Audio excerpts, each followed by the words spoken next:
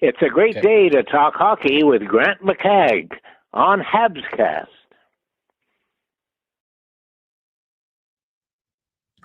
Well, can't win them all, eh, Rick?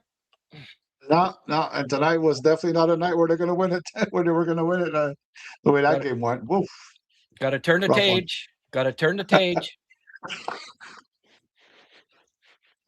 Last game, I talked about certain players, Rick. Mm-hmm. This Ethan Frank fella, every time he plays against the Habs, it seems like he's a star. He's just, and this Tage Thompson dude. Yeah. I don't know what it is. Like, I hope, if they ever do decide to trade Tage Thompson, first friggin' call he should be making is to Kent Hughes. Because, a regular team in the NHL would say, well, I'll offer you this good prospect in the first, He friggin' calls Kent Hughes. He said, well, I'll offer you Suzuki, Caulfield, and 3 firsts. The way that friggin' guy plays against the Habs, it's just crazy. Unreal. It is. Unreal. I don't know. Like some guys, I was telling the lads last night, Darcy Rhoda used to just, for whatever reason, and I'm going back to the 70s here, before your time even, he'd have great games against the Habs. Now this Ethan Frank dude, 25 career points. I swear half of them are against the Habs. Tage Thompson, I don't know what his goals per game are against the Habs, but he's got a 4-goal game and a 3-goal game in the last couple of years anyway. So, wow. Well, I guess 3 years. It seemed like it was last year, but remember that 4-goal game where he just took over? Yeah. And, Bontoon asks, and this is the serious stuff, is Rick a professor at Polytechnique Montreal? I feel like I recognize him. Not me, my friend. Not boy. Me. No, he's the professor. He's the professor of the NHL draft. Well, that's what we'll call him. But no, he is no professor. Oh boy, look at this. Mark must have finagled the credit card from the wife too. Thank you. That makes me feel a little better. I appreciate the donation, Mark. That gets us off to a good start. You knew that if I didn't get, I was a little grumpy this afternoon after about an hour, and I hadn't even got a toonie. I was starting to get grumpy this afternoon. So, Mark playing his cards right and saying, let's make sure Grant's a little more, a little happier after a loss. But hey, in Buffalo, the Habs, are the second most penalized team, I believe, in the league, and it keeps killing them. Like, you can't just keep. I know the penalty kill's been good lately, but that wasn't going to last forever. They had killed off 23 of 24 going into tonight's game, but you're playing with fire doing that, Rick, and it just it came back to bite them. I mean, you can't give our boy Noah Ostlund that much room for long without him setting up some plays. Noah was so good. Noah with 2 assists tonight, and he could have had a couple of goals with a little luck too. Yeah. He's starting to look like the guy that we scouted in his draft year, isn't he? Well, we were both huge fans of his. I had him in my top 5, I think, at the end of the year for his draft year, and there's something about the way he plays. He just creates so much havoc in the offensive zone for the other team, and he's always done that. He's a little, he moves around a lot. He's shifty. He finds his openings quickly, and he always forces a lot of mistakes, a lot of turnovers. And you saw a lot of that tonight. I could see why they like playing with him so much. Like, they get the puck on the stick a lot when he's on the ice, and they got opportunities. And he was really, really good tonight. And for a old school coach like Lindy Ruff, giving him that much, precious opportunity for a young guy, that says a lot, I think. And Buffalo's going to be happy with him for a long, long time, Grant. Yeah. Well, Thompson, line of Thompson, Doan, and Ostlund, kind of a mishmash there. young and old, big and small. That's what you need. You need a balance, and the three of them have been together on and off for the past month or so. And, if Ostlund would have gotten this opportunity to start the year, you know what? He'd be right in the Calder. He'd be right in the Calder discussion right now, because in the past, 2 months, he's been on pace with just about everybody except save maybe Demidov as far as points go. But yeah, I knew when they picked him at 16 or whatever it was, I said, "Ooh, okay, the Sabres finally got one right here." I think, after a few years of kind of maybe a little iffy on some of their picks, could just, yeah, he looks like the real deal, for sure. I think so. I think so. He's going to be good for a long time, as I said, and Yeah, Buffalo's happy. yeah. You put a tweet out there in the first period. You noticed something about the pace of the Sabres, and you said you could understand why they're 14-2, 15-2 now in their last 17. Yeah, they're really, really playing fast hockey, and I mean fast hockey with and without the puck. Without the puck, they crowd the puck carrier so quickly, and if the puck gets in deep, they crowd around their goaler so quickly that the Habs, I felt, were playing a lot on the perimeters, trying to find openings, and then after a while, they start trying to make some risky cross ice passes, and then Buffalo would take that opportunity to move up the ice very quickly too. So I thought that was a big problem for Montreal, where they're used to making a lot of east-west passes, finding openings, and creating opportunities that way. And when they weren't able to, well, they kind of got a little bit lost, and that's when they started rushing the plays, and there was a lot of bouncy pucks, erratic shots, passes that were not on the stick properly, because they were trying to force themselves through Buffalo's speed and aggressive nature, and boy, they really didn't give much to Montreal. And yes, I know some players struggled, and some players really found it tough to play against Buffalo. But got to give them credit; they were creating a lot of these mistakes for Montreal. I really thought they were really, really good tonight. Yeah, yeah. Deneau, Anderson were on for 2 power play goals against, and then the third period there, Deneau was on for that one where he tried to kick it back to Lane Hudson, and I don't know, he wasn't expecting that, and I don't know if Deneau was, because he kicked it pretty hard. I don't know if he was trying to kick it back behind the net and hope that Lane will go get it, but he tried to stop it, and then it bounced off his stick, and it was a little unfortunate. But hey, kudos to that line. Thompson was fantastic tonight, especially, and but not. I don't know. I didn't think it was the best game from Phil Deneau tonight, and you're going to have those nights, right? Right. He was pulling a little bit of a Kotkaniemi today, being on his butt a lot. I think he had a lot of trouble handling that big, heavy forwards of Buffalo tonight, because man, he just had trouble staying a bit on his feet, and you could see the frustration mounting on his part. It's one of those games where you almost have to play more of a positional game, but it's difficult because the thing with Tage Thompson is he's so big and tall and lanky, but he's also so shifty and quick, and he changes direction so easily that, man, it's such a difficult guy to contain without drawing penalties. And you saw, Kapanen drew a penalty on Kapanen at one point, and he forced a lot of guys to double team him, and he was just, he was doing everything right tonight, Thompson, and boy, did Daniel found it tough, and he really was trying to get engaged. I mean, Daniel battles. We will never accuse him of not battling, but it was really out of his league tonight. And I don't know if anybody would have stopped Thompson tonight the way he was playing.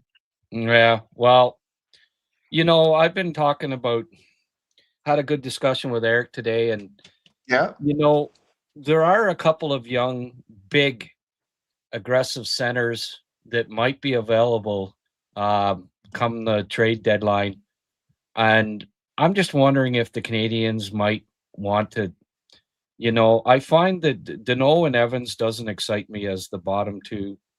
Like, if they're going to make the playoffs this year and they run into a team with a Tage Thompson, and we saw tonight that, they don't really have the horses to contain him. Like, the Canadians don't have, they've got Jack-Eye, but he's not going to play 15, 20 minutes a game against a Tage Thompson, right? He's only going to get out now and then. So I almost wonder if they should not, if that's maybe the piece that they should be seeking at the trade deadline. They've got some big wingers that you can put in the bottom six, but that big shutdown, like, guy that can lean on other big guys and bring some physicality to a team that, I don't know how they couldn't deal with Washington's size last year in the playoffs. And a game like tonight against Tage Thompson, it makes you wonder if they can do it in the playoffs without that big center. You know what I mean? Like, one of the four being a big center. I agree. I couldn't agree with you more, Grant. I mean, because not only, like, all their centers are not very big or physical, right? Because you're in your top two, Suzuki and Kapanen will not bring you that size and that physicality, obviously. And then you get the bottom pairing, and they won't give you that either. So you're not getting it anywhere. And teams will exploit a weakness, and that's a huge one. I don't know who's available out there right now. It's difficult to tell because, boy, Buffalo, we thought were, lottery team we were done with, and look at them now in the playoffs. We didn't think Pittsburgh would be doing so well. We didn't think Philadelphia would be doing so well. So it's really hard to tell who's going to be available at the trade deadline. I'm really curious to know, if any, who's going to be selling at the trade deadline. I really can't. I really have no clue at all who's that's going to be. Somebody mentioned a name the other day, and it's slipping my mind right now. But I said to myself, you know what? Yes, that would be perfect. And I can't think of who it was. Maybe somebody can. Maybe they're on here and and they can re-jog my memory. But Michael McCarron would be one guy. That's not who the fellow was talking about. But bring back McCarron. He's a lot better player than, like, he's improved his skating a fair bit, and he would actually fill that role. I don't know, that fourth line center role. And he's, he's pretty physical, pretty tough, has improved his skating. He can chip in a little bit of offense too, but he's the kind of guy that could lean, like, he's huge, right? Yeah. Right. That wasn't the name that, but there was a younger player, and I thought, yes, this would be perfect. And it may come to me, or maybe maybe the person that suggested it will be on here, and we'll repeat it. I'll have a look as we go along here, but I'm just, I just think that the Canadians need that big presence at center, and it's kind of came to me lately. And tonight was a good example of where, the center's the guy that's in the down low typically, and has to deal with these big guys in the slot and such. And tonight it was exposed, I thought, against Buffalo and Tage Thompson. So, I've adjusted. I don't know. Since Jake Evans signed his contract, I have not. I know he's injured right now, but I just, with them getting to know, I think it's redundant having Evans too at this point. And I wonder if he might be one of the guys that they try to upgrade to get the big defensive center that can help if they make the playoffs, and they've got somebody to help combat the other team's big players, because the defense isn't huge, and there's no big centers on the club. Montreal, like Sam Pollock, he always made sure he got a big center. he had Pete Mahovlich, Serge Savard. When he came in, he went and got Bobby Smith, and they always had a big guy down the middle, at least one. And I think this club, it's a need, and it was apparent. It was over apparent tonight, I thought. I think every team needs variety in their lineup, right? And if everybody is the same, you become easy to defend against because you only have to prepare one game plan. Where if you have that big center, well, if you have a game plan against my smaller centers, I could maybe use this guy to do something else. Yeah, The one name that came to mind, and I haven't seen much of him play. I don't think he's quick enough for the Habs, and I don't think he's an option. Was Hellenius in LA maybe, but I don't know. He's a big guy. I mean, I think he's 6'6", if I'm not mistaken. But he's yeah, only playing 8-9 minutes a game in LA, and he's not necessarily a very physical guy. Again, maybe as a fourth line player, that might be an option. I don't yeah, see LA that much. These 10-30 games don't really suit me too much.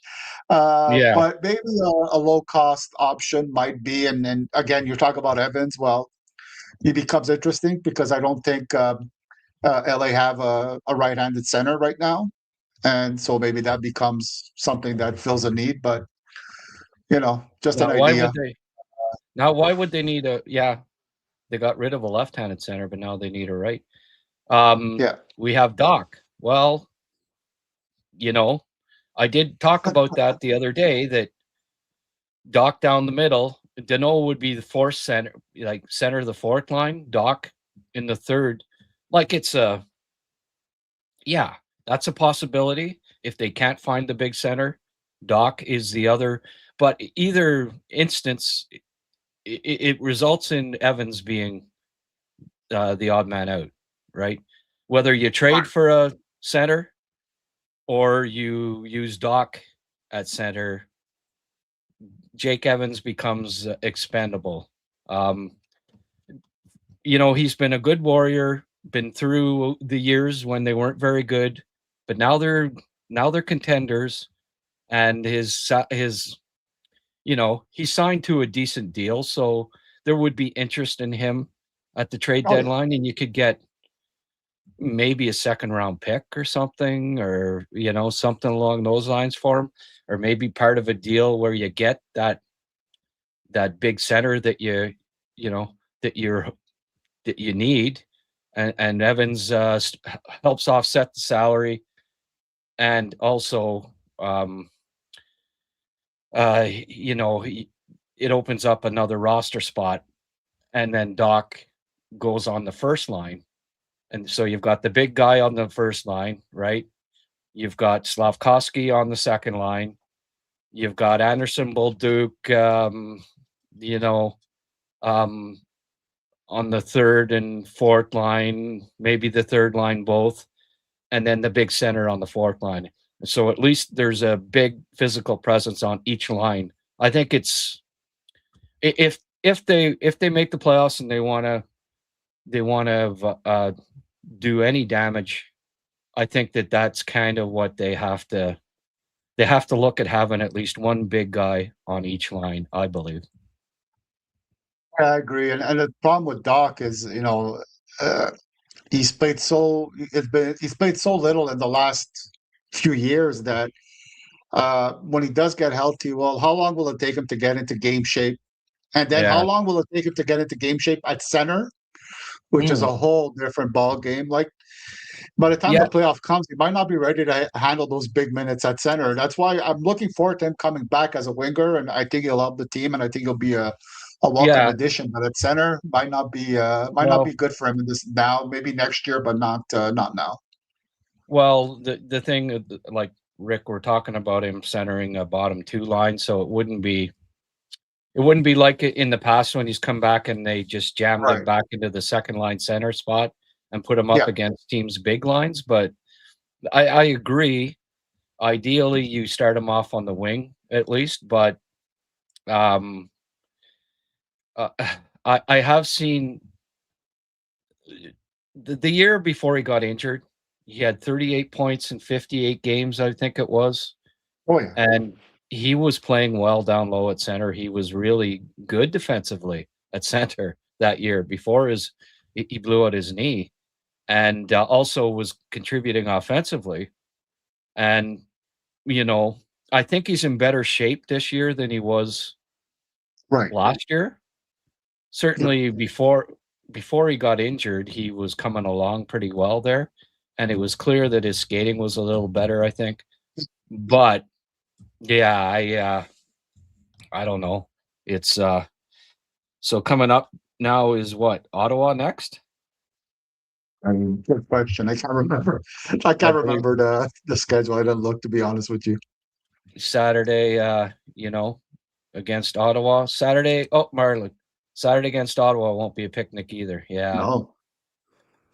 I guess I could get a friggin' ticket to go, or a pass to go to that, but I hate going to games, and I'm 20 minutes away, and I hate it because you spend an hour and a half after the game just trying to leave the parking lot.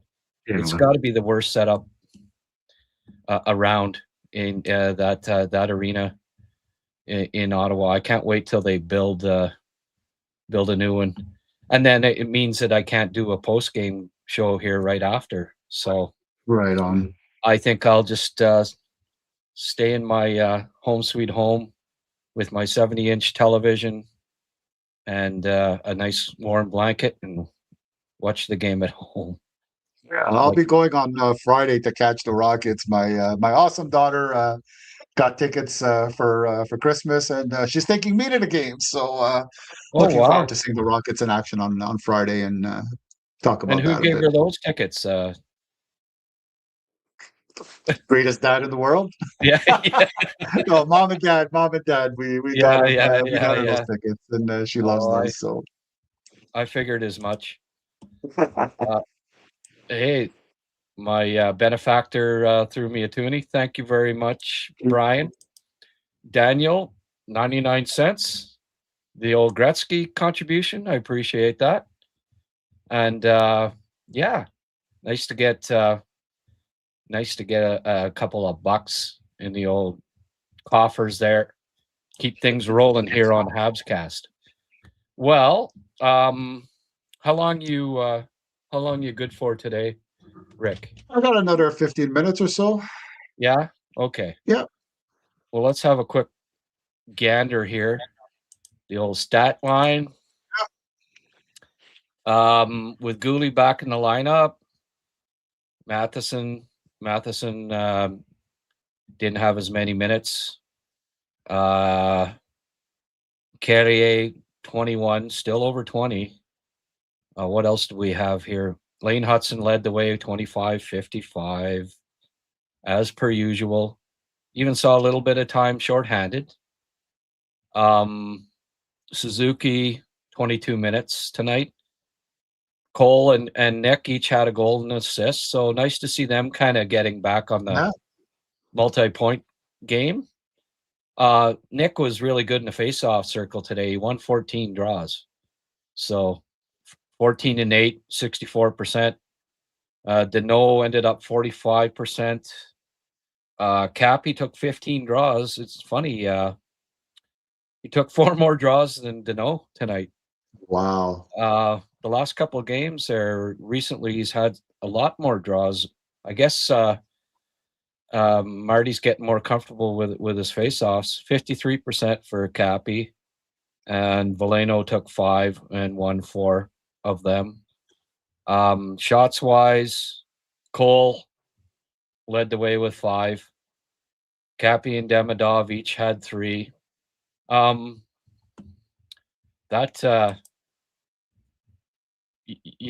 Tonight was a good instance of why Cappy should use that shot a little more, eh? Yeah. I was like, don't get cute now, buddy. Not the time. Again, he had a few opportunities, a glorious one in the third period. These things happen. And it was a different kind of game. As I said, they were not giving you as many openings. There was not as many, cross-ice plays that led to scoring opportunities. So Cappy was battling a little bit more against the boards and trying to get into hard areas, but he was doing it. He does it all the time. He does go into hard areas, and I think you're hearing it more and more from the pundits saying that, well, that's not a problem for Cappy. He battles. Again, he's not an aggressive, mean guy, but he doesn't shy away from the physical game. That's a good thing. But generally, I would have liked to have seen a little bit more shot attempts from the Habs because, Yeah. especially after they saw that the way Buffalo was defending, I thought it was time to be a little bit less creative, a little bit more direct. And you saw a few times there was one pass too many. That's one of the adjustments I think they could make as the playoffs come, because you're going to have a little bit less opportunities to be creative come playoff time. So maybe it's time for Montreal to kind of learn to adjust when Marty St. Louis says you got to play the game that's ahead of you. That's what I mean. When the teams are blocking those opportunities, you got to shoot the puck a little bit more, a little bit faster. Yeah. Did I say Cappy? I meant Demidov. Shooting the puck, like that shot that he took. Oh, like yeah. I thought you meant Cappy's third period there when he was on that kind of breakaway and the goaler was out. I was like, you have to shoot more quicker. Yeah. Well, the goalie kind of blocked it. There was a guy behind him. Unfortunate, it wasn't quite as open, but no, the rifle by Demi. Oh, like, shoot the puck more, young man, because I saw it. We've seen it the last 2 years in Russia that he can laser it, and he's got to use that more often instead of, when Lane passes him that puck over on the right-hand side, just launch it, right? Yeah. That was perfect shot. He can blast it. So as he gets more comfortable and the confidence goes up, he's going to be a 25 to 35 goal scorer, I think, and get a pile of assists. Absolutely. There was a neat stat I saw tonight. The players under 22 with the most assists, Celebrini was number 1, but number 2 was Hudson, and number 3 is Demidov. Incredible.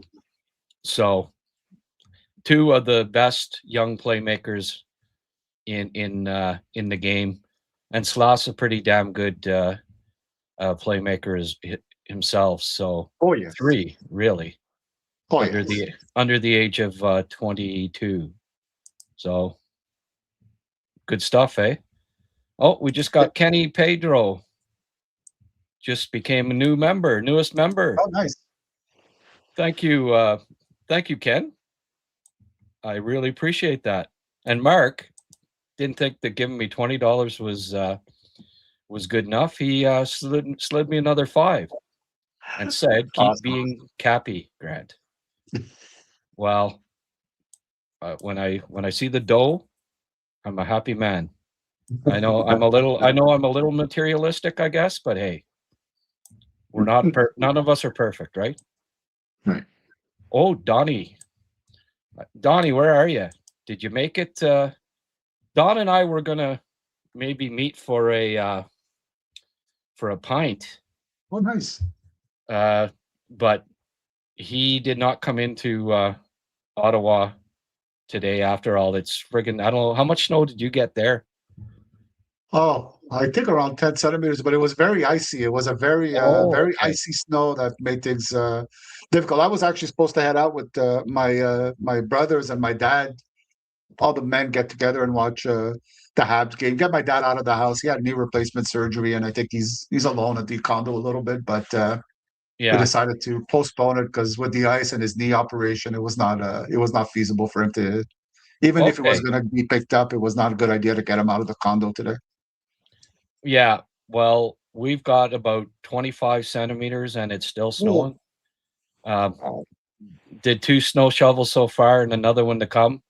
And Donald, I saw your email, and yes, I will see you at Chops tomorrow night, 7:30ish or whatever, and we'll get together for a couple pints. Nice. I think I got permission. I guess I'll miss the Laval game. I doubt that we'll be able to talk them into putting it on.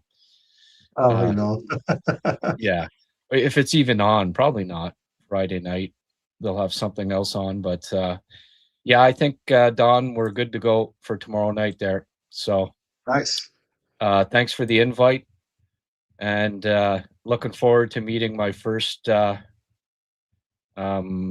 chatter, other than you, of course, Rick. You do contribute to the live chat every now and then.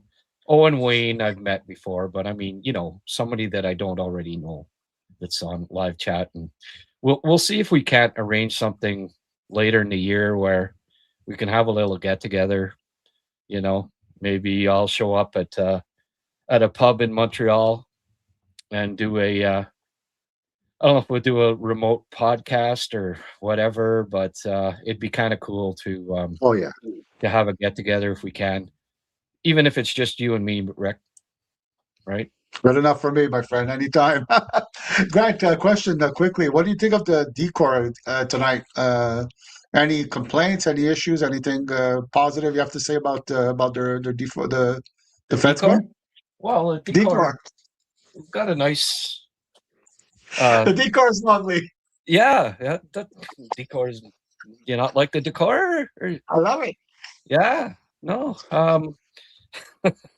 Yeah. Well, I mean, when you give up 4 goals, I didn't think Fowler was fantastic tonight. He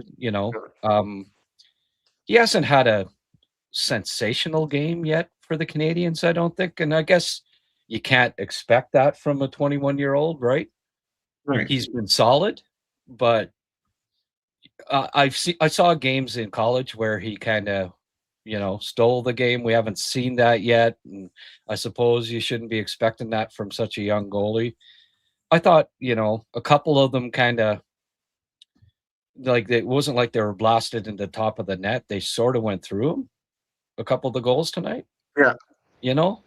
So I didn't think it was a great goaltending performance, and then your defense always looks a little not quite as good when the goalie doesn't stop those, But Yeah. I mean, going up, they got Thompson tonight. Like Tage just they couldn't seem to handle. They couldn't.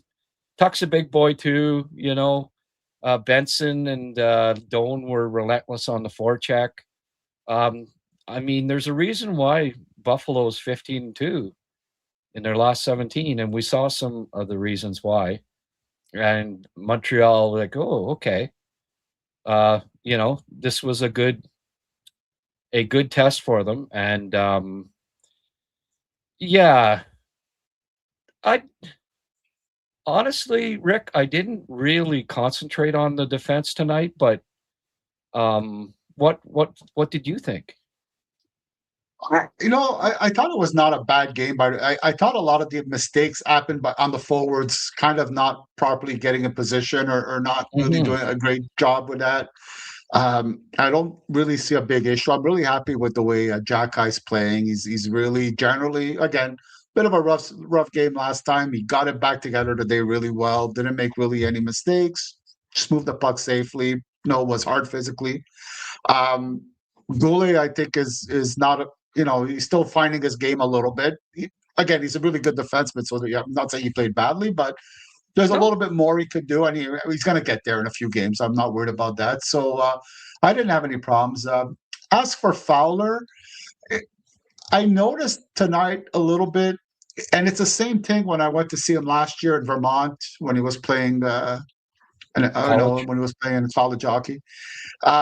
Once in a while, he goes down a little quicker and just doesn't make himself big enough. He kind of like almost keeps his elbows in a little bit, and maybe there's a little bit of openings on the sides. I'm no goalie expert.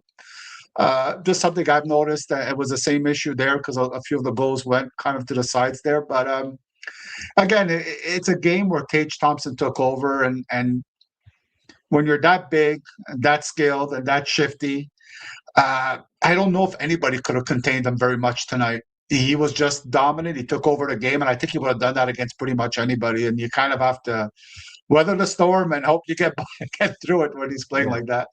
Yeah, for sure. we've had a couple of people weigh in on Alexei Toropchenko, the torpedo. Yeah, I would pick up torpedo, but that's not at center. He's not a center though, which doesn't really solve that. And same with Lawson Krause. Yeah, I like Krause a lot, but he's not a center. And Andre Tournier, you would have to get Andre to sign off on that, and I really don't think there's a hope in hell that he's trading Lawson Krause. He's the one that's kind of molded him here, until Bear Tournier got a hold of him, he was kind of not reaching his potential. And since Bear has been coach in Arizona / Utah, we've seen the emergence of Lawson Krause as a preeminent power forward.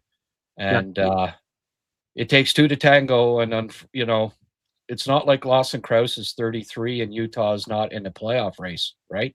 Yeah. He's in his prime. If they make the playoffs, you think that they don't want Lawson Krause in the lineup? He's exactly what they want in the lineup. So a good name, Peter, but not realistic. Not a realistic name, I don't think, for the Canadians to be picking up.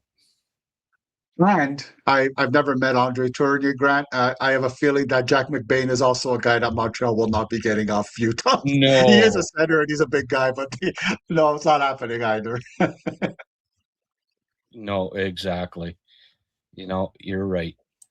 And we've got Donnie McCaskill, $5. Go Habs, go. Yes, sir. Brian tossed in another couple of dollars. I really appreciate that, Brian. You've been a fervent supporter since you popped up on here about a month ago, and been exchanging a few emails too with a nice guy. Yeah, well, Rick, one other thing here. There's been a lot of talk about the list that Corey Proman put out. Did you notice the redraft thing that he did for 2025 where he had he put up a top 16 or whatever if you were to redraft? Did you happen to notice that list on Twitter? No, I didn't notice in the last few days. Sorry. Okay, well, it was, I don't know. I did not like the list, and just for fun, I threw together. Now, I don't do redrafts, and this is just right now what if I were to, do the draft again, and this means absolutely nothing other than just a response to the silly list that I saw from Corey Proman. Not the first one. He had Frondell like 11th or something like that. Wow. He had him 11th.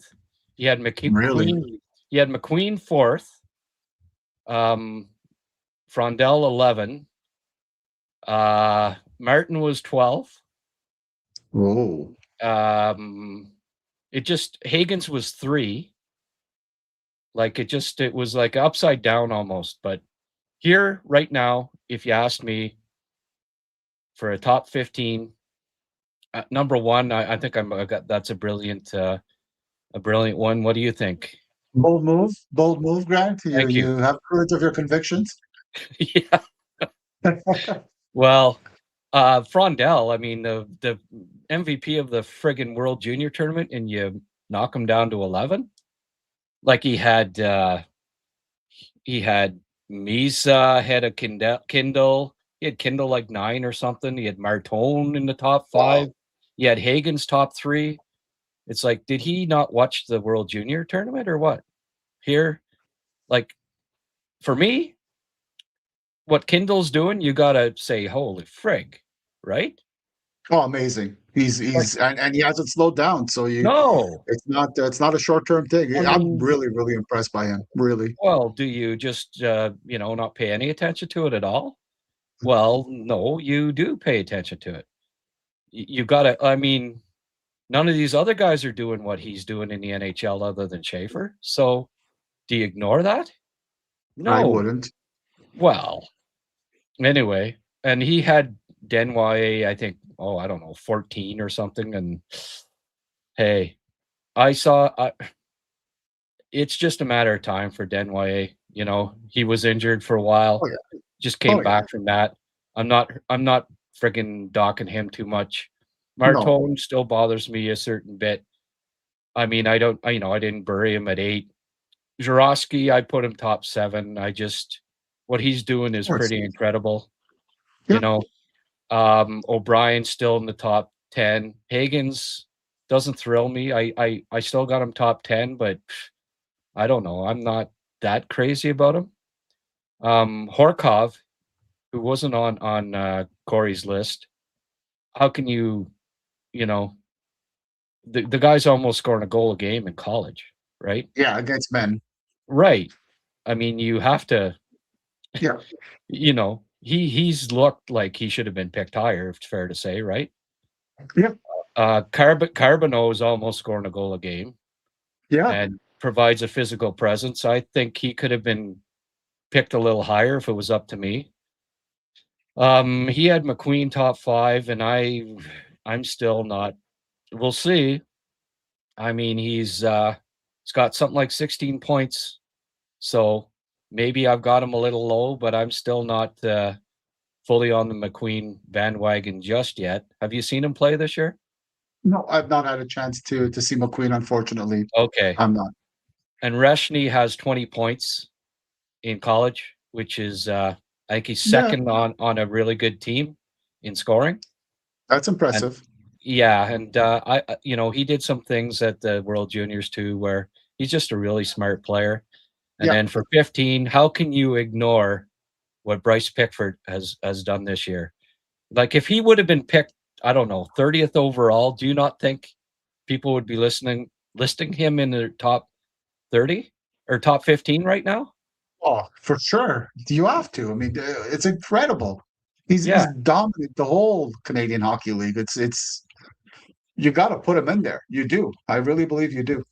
Yeah. Well, I don't normally, but people have been like asking me on here, and I get asked on X, it's way too early I wait 5 years, right? Before I even start to think of doing a definitive redraft. But I thought that list was just so off that I figured I'd just quickly put together what I think at this point the amount that I've seen them. I mean, I don't spend a lot of time watching guys after they're drafted. So don't take this as a gospel in any way, shape, or form. But just from what I've seen, what I've studied, and what I saw last year from these guys, that's a quick, a quick look at a possible top 15. Like, Misa dropped a couple spots for me because I'm not sure how you can have him ahead of Kindle right now. Doesn't mean that he won't be better than Kindle down the road, but based on what I saw at the World Juniors, he's certainly not playing as well as Kindle right now. That's for sure. No, and I don't think he was playing as well as Kindle in the NHL, and it's not like San Jose were packed with veterans that he was trying to get a spot from. He's asked limited hockey time because too many veterans are taking up the minutes, and they're using every youngster they can, giving them as much time as they can. So he has the opportunity to play, but Kindle has just stolen the job of other people in Pittsburgh. So I'm more impressed by Kindle than I would be with Misa right now, and I would have him definitely. Third is a great spot to put him. But I'm agreeing with you on that one. Yeah, and I saw Carbonneau play last week, and I gotta admit, a little bit more complete game, maybe a little bit more grown up in the way he's playing. I saw a guy that was a little bit more engaged. Without the puck, a little bit more even engaged with his teammates. We didn't see as much of that, I thought, last year. Remember, we saw a game together, and he looked like he was at times. He looked like he was a little bit on his island, doing his own thing. But I saw more of just more complete player, doing more, getting involved. So that was good to see. I thought Carbonneau's looking good with the Armada for sure. Yeah, definitely. And Wolfie saying why we talk about. Well, I mean, it's the first time I've talked about him, Wolfie, and it's only because other people have brought up the list for me, and I thought I'd respond to it. But no, yeah, hey, to each his own. You can put it on, you can put it on mute if you don't want to hear my opinion on. It was more about me just getting a top 15, just a quick look at what I think based on just after the World Juniors and what I've seen in college and what I've seen, so far. Obviously, two Habs prospects on there. I wanted to give them a little love too, right? Get them a little recognition, put them in the top 15. Maybe that's a little high for Pickford, but based on what I've seen this year, man. Simo, the draft expert, LeBlanc, Pickford at 15 is insane. Where is Mertka? Well, if you watched Mertka in the World Juniors, he's not in my top 15, sir. I was not impressed by Radim Mertka at the World Juniors. He Galvis outplayed him by a long shot, and Mertka wasn't on the power play. As it turned out, he wasn't on the power play. He wasn't even on the PK at times, important times for the Czechs. He had a very mediocre tournament, I thought. And I never had him top 15. I think I had him 15th or something. I didn't have him as a top 10 last year. Oh. So I wasn't a huge Mertka fan last year, Simo. No. And I didn't see anything that changed my mind at the World Juniors. So that would be why I have Pickford at 15 and not Radim Mertka. It's just an opinion. And, I don't know that you got to say insane there, Simo. Like, what are you like? Am I talking to a head scout of an NHL club here or something? Like, just tone it down a little bit. We're all respectful on here, and maybe respect the fact that I have scouted for 20 years and my opinions aren't necessarily gold, but they're usually not insane. Sometimes you get 10 beers into me. Anyway, great stuff as always, Rick. Sorry if that made you uncomfortable a little bit, but hey, no. I have to try to make you blush. It's not a good episode unless we end with that. So listen, I've kept you 47 minutes. I really appreciate your time as always. Thank you, Grant. Thank you. I love being here. Let's maybe Saturday night if you're available after the Ottawa game, maybe you can come on. I'll ask CJ too, Chris Stevenson. I don't know if he he's probably going to be covering the game for TSN, but we need to get Chris on here. He hasn't been on for a while. One of my guest hosts. Okay, Rick, I appreciate it. Listen, have yourself a good night. Like the sweater. Pretty cool. Thanks. You not got any Habs gear or what? Not that much. I'm not a jersey or sweater type guy. I think I got one, but it's kind of raggedy and old a little bit. I got one Saints jersey, but I'm not wearing that one. Yeah. No, I don't have jerseys either, but I do have sweatshirts and well, hoodies obviously, right, and stuff. But okay, well, maybe next Christmas, if you're a good boy, maybe. Santa will put one under the tree for you. That would be great.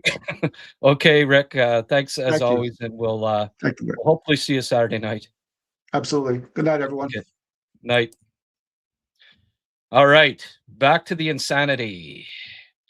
With me alone, it's only going to get more and more insane, Simo.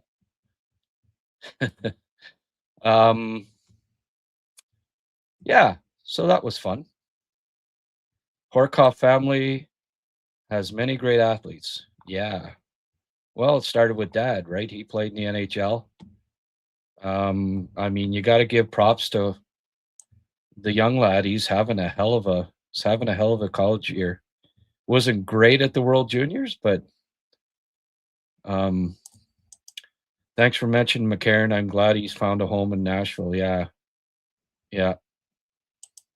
We are lucky if Doc becomes an effective winger. Sure. Jimmy Bean. Sorry about hearing like your plant closing there, Jimmy Bean, in the States. Doan and Benson are relentless. The Habs need guys like that. Yeah, they got a couple, but yeah, I know what you're saying. Kenny Pedro, what we need is to clone Slav to add to the first line. Yeah, there we go. We're not 62 people here on YouTube. Not exactly teaming. Hey, after a loss, right? We don't get a huge turnout on here. It's a little disappointing, but that's the way she goes. Kent is cooking something up. The Tage signing was just the first move. Can't wait to see what he has up his sleeve this time. Yeah, he's got to make a. I think they're going for it, right? As Kent said on that press conference, if there's a few things you can take away from it that were important, one of them was saying, yeah, I think we're ahead of schedule, meaning I think we can contend. So,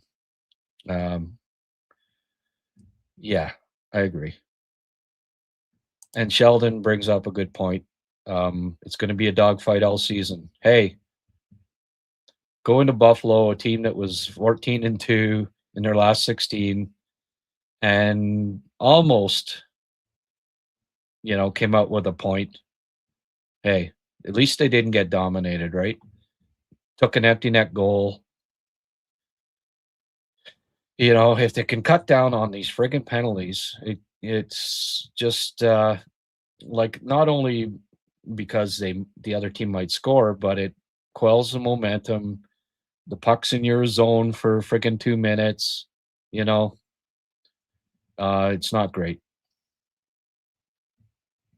Gooley shaking off some rust. Yeah, I wouldn't say Ghouls has been great, but I don't think we can.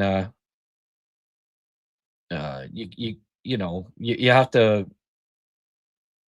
I mean, it has to be tough coming in after missing however much time he did, and then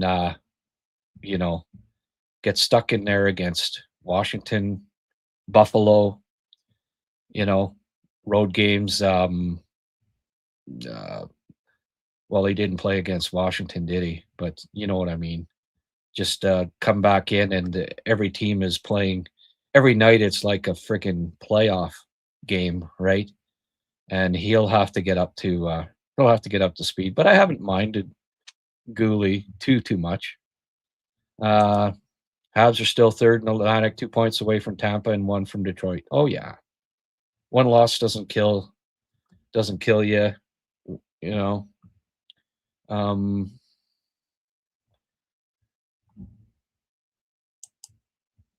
Some lessons to be learned from tonight's game.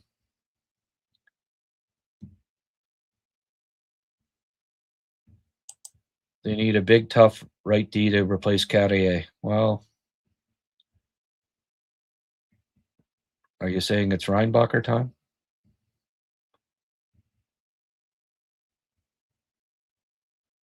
Culture change in Buffalo. Yeah, okay. Simo, you're a big Buffalo guy. You love Mertka. Righto. We're lucky if Doc becomes an effective winger. Exactly. Hey, we're lucky if Doc just stays healthy. The team needs a rest. Too much hockey, gauntlet of a schedule, but the break should serve us well. Well, what happened last year after the Four Nations break? Was there a better team than Montreal? There might have been one, but they were top 2, I believe. They were crazy good. So yeah. I think hopefully a hiatus will do them good. Obviously, top teams in the league have a lot of players going. Like Montreal has 4? So, and not necessarily all the key guys. All the goalies obviously are going to be resting. All the defensemen are going to be resting. And that might be the most important position where you got guys resting, right?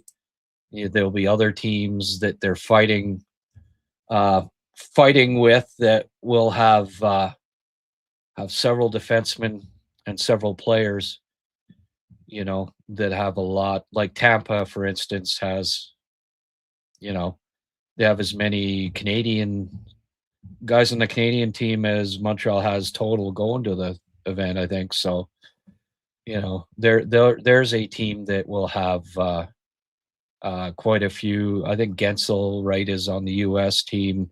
Hedman obviously is on the Swedes. Chernak will be playing, right? I don't know how many Tampa has, but it must be double what the Habs have at least. So go there, get more tired out, boys, and we'll spank you. Probably will be Monty.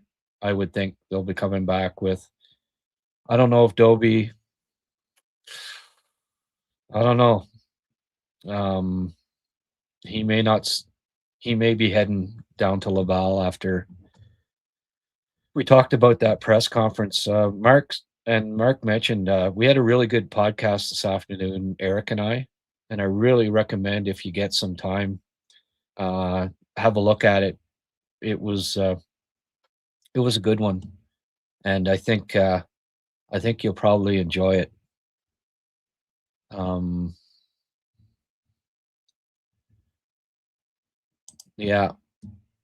Yeah. Well, this was mentioned quite a bit. Power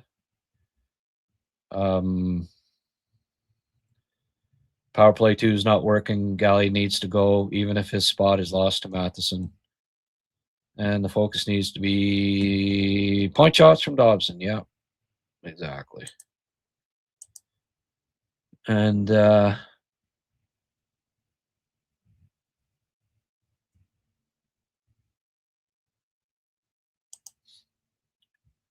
Dover sealed his fate. Listen to Grant's podcast from earlier if you've not already. Yeah, we go into that pretty good.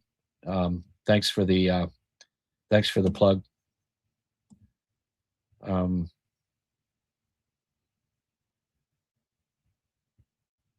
Carrier 4-on-4.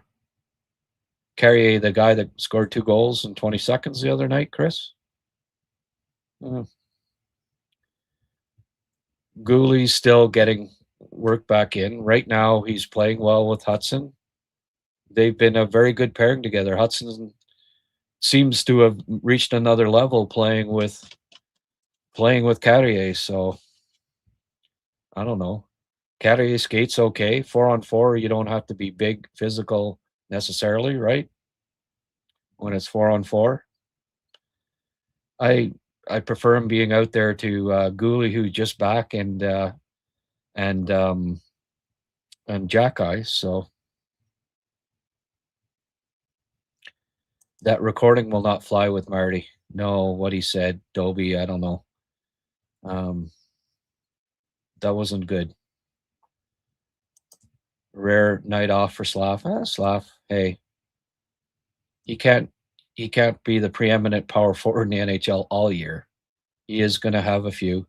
In the last 5 or 6 games, I'd say he's had 2 or 3 where he was, but we kind of getting spoiled by how dominant he was playing, right? So, but couldn't find stats. Oh. Habs must be leading the league in icings. Yeah, well, ask AI. You might get something out of it.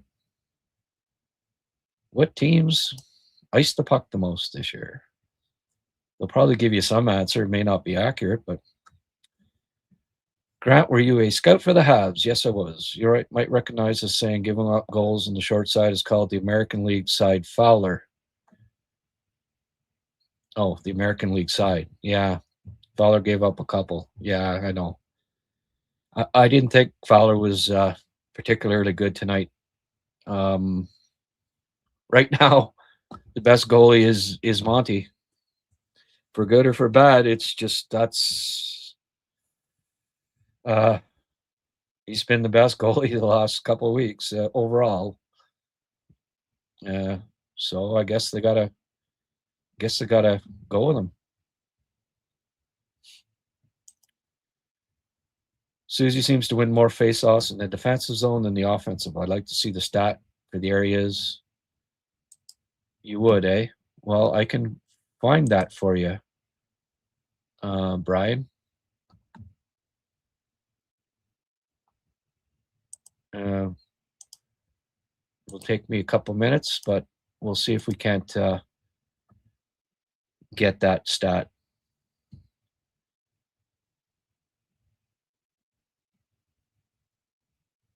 Good goal by Demi. Yeah, that was a rocket of a shot by Demi. Absolutely. All right. Just give me two. Bear with me here, folks. While I'm looking this up. Has anybody contacted or looked at the website of these guys? I mean, hey, not everybody needs flooring. I realize that, but if you know anyone that might, pass it on. Just do me a favor. I've got these guys locked in for 2 months, but if they don't get any response, he's not going to renew. So if you know anyone that might be looking for some flooring, steer him that way, please, and tell him that Grant sent you, and they'll look after you.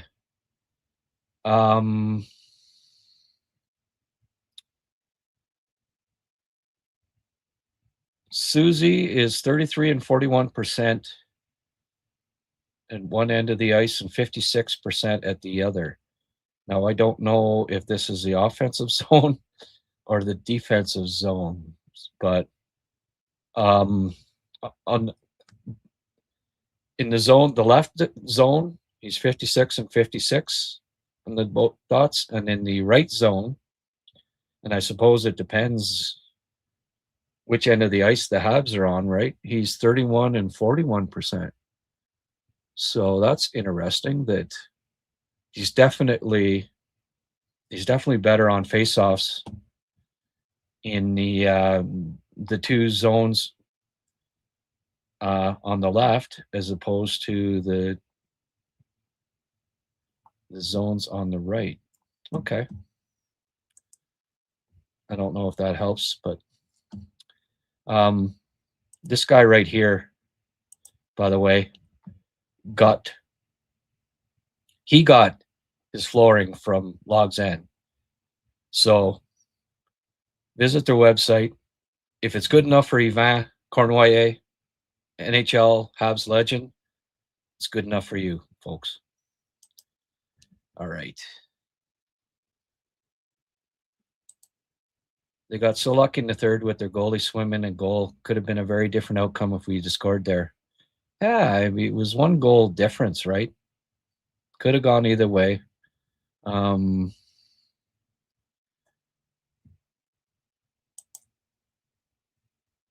Montreal again has problems with a big, heavier team. McGuire said it again tonight. Well, Tony Montana, if you'd have been listening to me instead of Pierre McGuire, I touched on that right off the bat. And we had quite a conversation about that. The fact that the Canadiens have trouble with size. I think they need a big center. I really do. Wish we had the big three on defense similar to the 70s. Yeah, sure. I wish they had Guy Lafleur too. Where's Lafleur when you need him? Donnie McCaskill, $5. Thank you, Don. See you tomorrow night. Feels like teams playing 2 games in 2 nights seem to win more often than not, and we play 2 and 2, and it's automatic loss. Actually, no, the record back-to-back has been pretty good, actually. No, it may seem that way, Olegna, but it's not. It's not true. Time to sacrifice talent for size and skill. Well, yeah. I actually, Bolduc had some moments tonight where I didn't mind his game. A line of Bolduc, Anderson, and a big physical center, I think could be very effective. But Phil Deneau, I mean, he's a good ad, be a good fourth line center at playoff time, but I think they need that big presence down the middle with some physicality, and that's not Phil. He's he doesn't play a heavy game. He's smart, wins faceoffs, all that stuff, but he's not going to punish you. You know, teams will ask for Tage, Reinbacher, or Zurofsky. Yeah. Well, they won't be getting Reinbacher because that's one of the he's one of the solutions here. Yeah. I'd be willing to trade anyone of the three. All depends on who we get, really. Well, it'd have to be good. But yeah.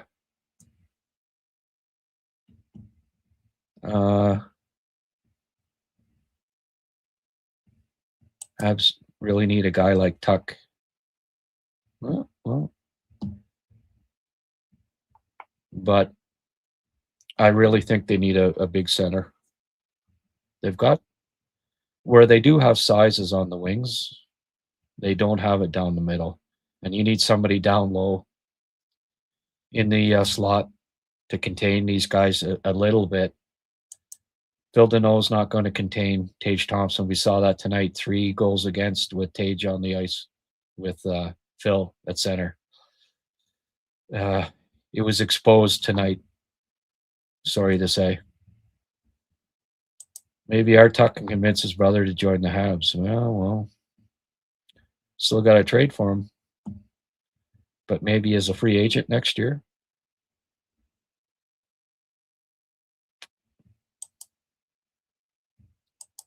Yeah, he got a shutout, but I didn't think he stood on his head or anything like that. Arbor is an example of what is needed more on this team when he plays smart. Well, when do we play Vancouver again? There you go, Hank, man. Thanks for adding a little levity. Italian boy. Habs have a tough time against bigger, heavier teams. Playoffs will be even tougher. Fowler let in a couple soft ones. I agree with all that. Mark, don't forget to smash that like. Yeah. We don't have a big crowd here tonight. Numbers been dwindling a little bit lately, but I think it's because they're not winning. Always more people willing to come online and celebrate than to commiserate, I guess.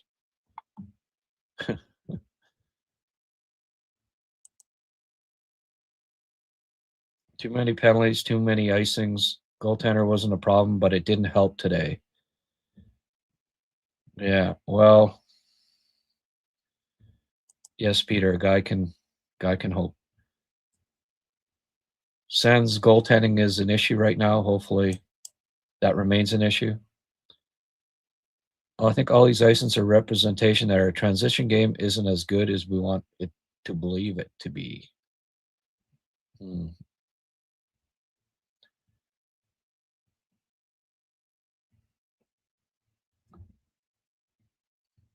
Two Pens players in the top 11. Well, there you go. Yeah, well, Penn's finally doing a little bit of good drafting. I don't think it's a coincidence that Trent Mann, former head scout for for the Ottawa is now helping out with the scouting staff in Pittsburgh because they had trouble drafting for a while there, and looks like they might be figuring some things out. Heard Bob Hartley talk about Zurowski today. He said that he's a Demonov clone. Yeah. Not quite, but he's skilled. So we traded 2 first-round picks and still drafted a top 10 in Zurowski. Well, I don't know if he did. I mean, at this point, maybe. Just because I put him on a list doesn't mean that they drafted a top 10, but early returns VDAC are promising. Yeah.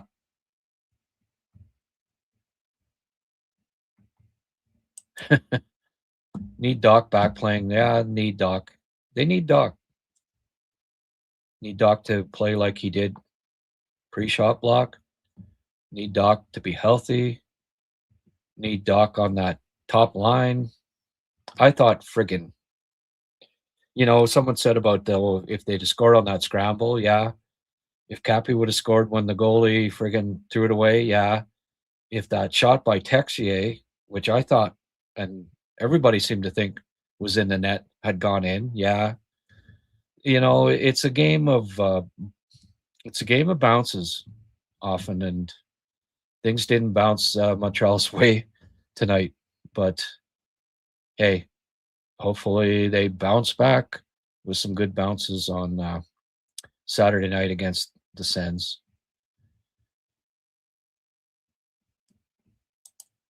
Misa needed to go to NCAA. Thought it was weird. San Jose signed him. Well, it wasn't weird that they signed him. All top picks get signed, Montoon, but yeah, I don't. I wasn't really sure that he was ready to step in. He still needs to work on his defense, and we saw that at the World Juniors. Might not have hurt him to play a year in college. I don't disagree with that.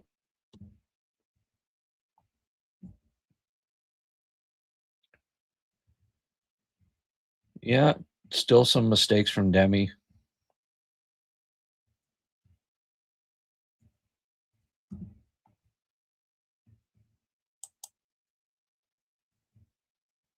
Buffalo. Well, hey, prospect pipeline is insane. Well, I don't think I'd call it insane. I don't like Merca a hell of a lot. I think they made some questionable picks, but their pipeline's not bad. But when you finish with a top 10 pick every year for 14 straight years, you better have an insane pipeline at some point.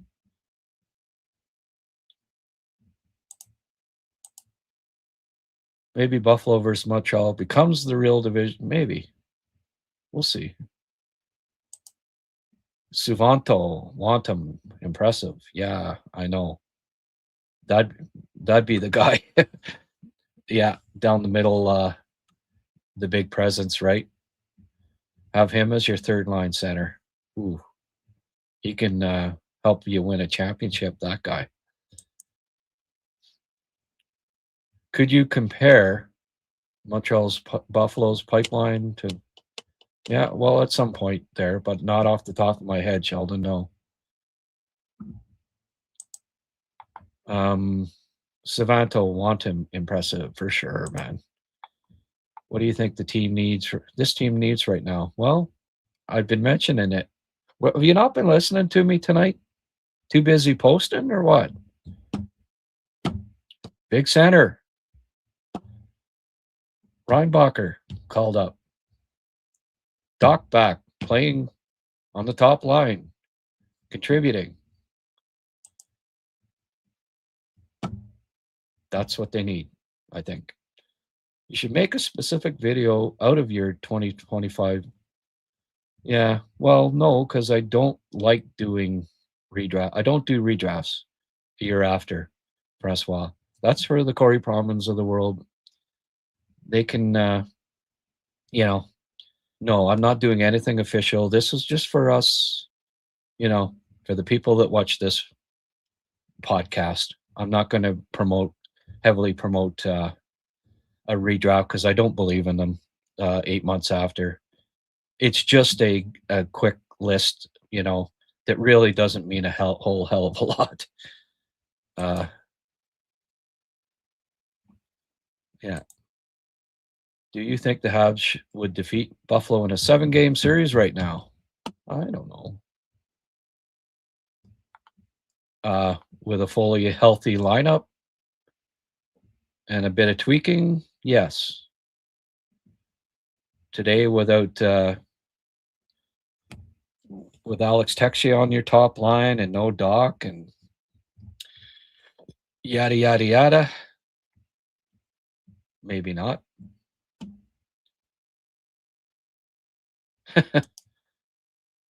Is Hal Gill the new PK coach? I've never seen so much defending from the knees, from the belly in my life. Well, Hal Gill made a living doing it, man. Oh, we're getting people coming here, I guess. Another podcast may have ended. Few people, few stragglers. Fort George. Where have you been, Fort George? Mark.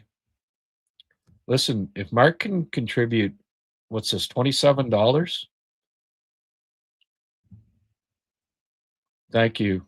Thank you, Mark. You're making this a fruitful first hour in 16 minutes all by yourself. I am back, lol. Fowler back to the AHL? No.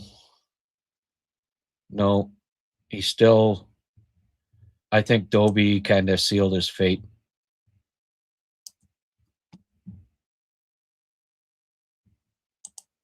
Did I like the changes on the power play? Yeah.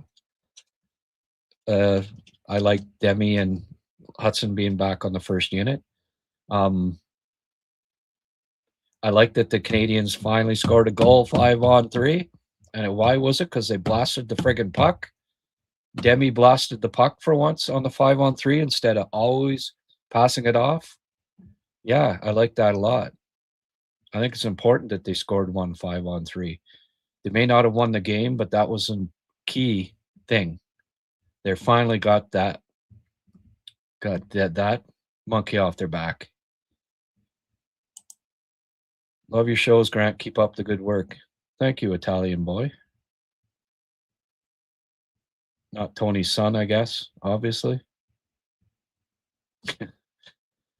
I really like Malhotra as the top C this year. He plays with a good pace. I don't know that skating's his forte. It's the one thing where he still needs a little work, but he's smart. He's smart and, a good center. Lawrence is a good center too. Savanto. It's turning out that there's 3 or 4 half-decent centers, but it's not. I wouldn't call it a great year for centers this year. I don't know that the Canadians, need to get a top 3 center, but they could handle right now. I think they need a big guy on the bottom too, and that's a lot easier to pick up than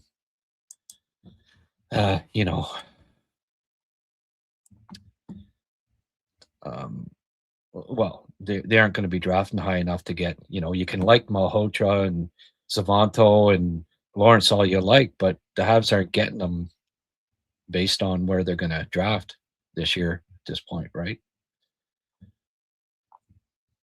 Mark, I think Stovish is sent down very soon. Yeah. And I mean, Dobish, don't forget, right? They can, hey, if Fowler keeps letting in goals on the short side, Dovey goes down, gets a few things straightened out, gets a box of tissue, gets all the tears, cries out all the tears, good to go, gets his mental stability, everything in order. he can always come back up. Like they can yo-yo those two guys. So, schedule's been heavy. I don't know, maybe after the next back-to-back or something. If not this in the next week, I think we could see Dovish going down for a bit. He's not playing enough. Dovey needs to play. Can we see Ivan's picture again? Sure. If this means it'll inspire you to buy some flooring, absolutely. Ivan Cornway still had the tree trunks for the legs. I think this was about a decade ago this picture was taken, but still see how solid a man, muscular man he still was and still is. And yes, Fort George, a good evening. Yeah, keep the secret. Don't be sending this all over social media now. Drafted some small forwards. Buffalo Benson, good player, but small. Buffalo Benson, that's a good name for him. Yeah. Yeah. Well, Chris got a membership. Thanks for the membership, Germain. Paying it forward. Thank you.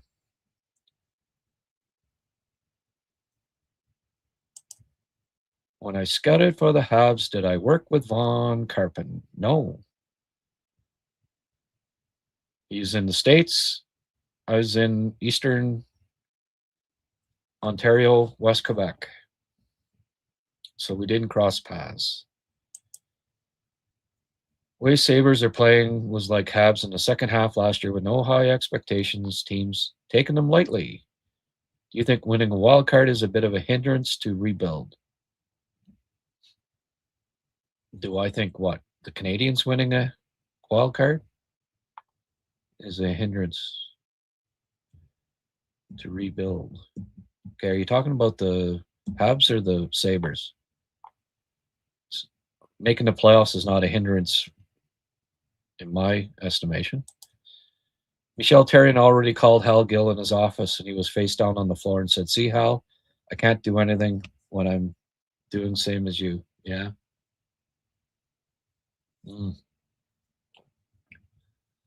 Right. But you know what? Hal Gill had a 15-year NHL career, and Michel Therrien never made it past the AHL. So who was right? Thank you, Brian, for the $5 donation. Have a drink on me, Grant. Love your podcast, your experience. Well, that's meaningful coming from a fellow as long in the tooth as you, Brian. Players not playing to lose spot in the lineup or the game.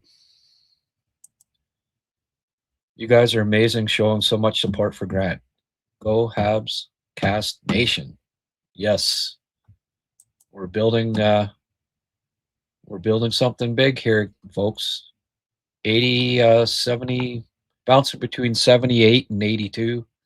That's not bad at 11:30 at night. So I'll keep her rolling for a while.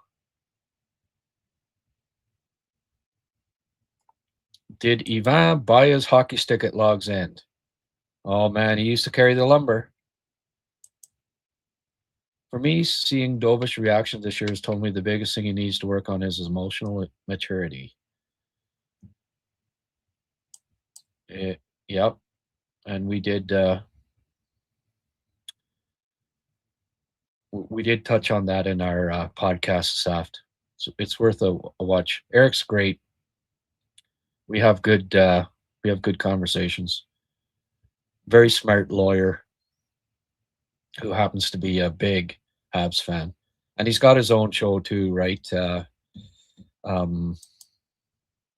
Offside, which is on TSN Edmonton, Ottawa, and Montreal.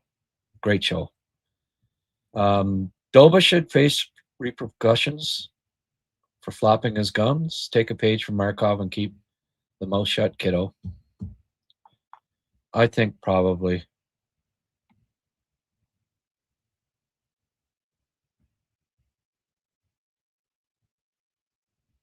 Sabres aren't rebuilding anytime soon, I guarantee it. No, they're trying to win now. That's for sure. Nick was awesome tonight. Nick, is that Tage Thompson's nickname?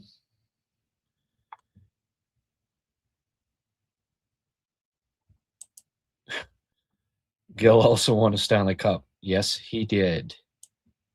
You're darn tootin' he did. Let's have a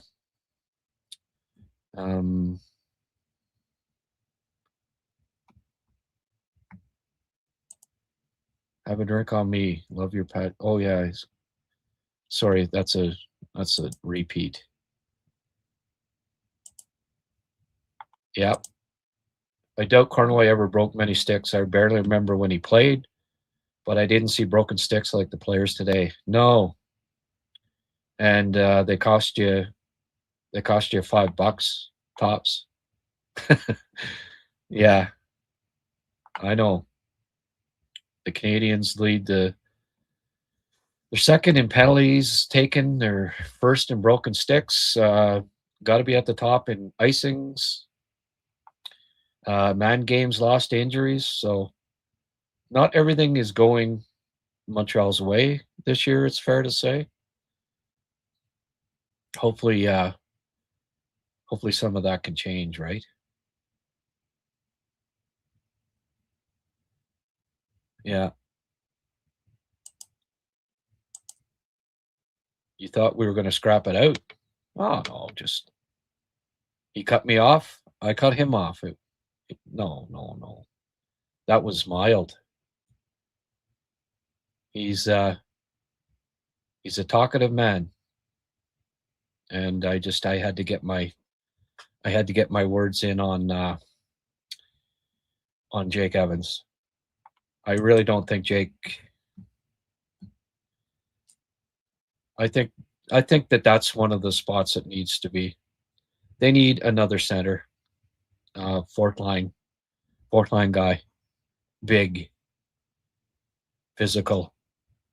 It's a key missing ingredient. You look at every friggin' team that's,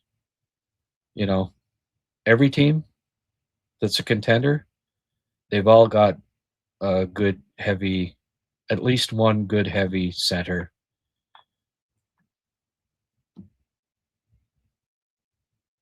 What did Dobish say? Oh. Watch your podcast from this afternoon. It's super juicy. Yep. Dobie has a winning record. Yeah. I know. And that's why, it's tough, but he's got an .888 save percentage. He has not been very, he won a couple of games despite his play recently. Like the club's scored a lot of goals for Dobie this year. His goals against average and save percentage aren't great. His saves above expected are minus 1.69 or something like that. Fowler's +3. So, I like that he's won some games, but I don't like that he's struggling as far as I'm concerned right now. And that not just physically, but mentally. And saying that also, I don't know. It just, you can't be saying stuff like that. First time you ever talked to Marty, saying that, and, I win. All I try to do is win games. Yeah, I know, but don't mind penalties if meant to hurt the opposition, not for laziness. True. And right up there in post crossbars too. Absolutely.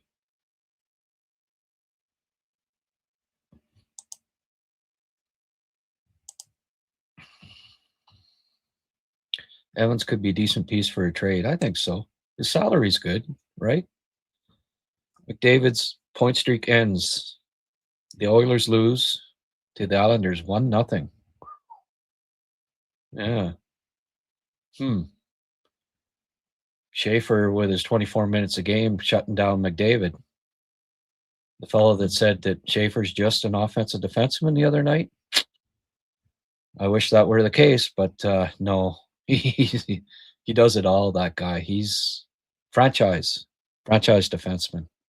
What a turnaround for the Islanders. And you know why? Matthew Schaefer. They lucked out winning the friggin' lottery. Man, they lucked out. Monty, yeah. Well, Monty, have you seen there lately too when they show Monty, you know, in the net and those eyes, eh? The way he, you know, he almost looks like Stefan Waite. You know, the eyes just, he gets pretty locked in there. Got quite a glare to him.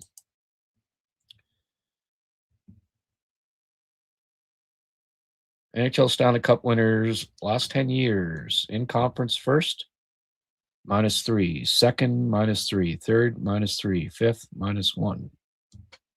Oh. 3 finished first. Okay, in their conference. Second 3 times. Third 3 times. Fifth once. Which is harder, win conference or win cup? Ooh. Win the cup. A little harder. Playoff hockey's a little heavier than winning a conference. Do you really think the Habs will trade Evans a year after signing him?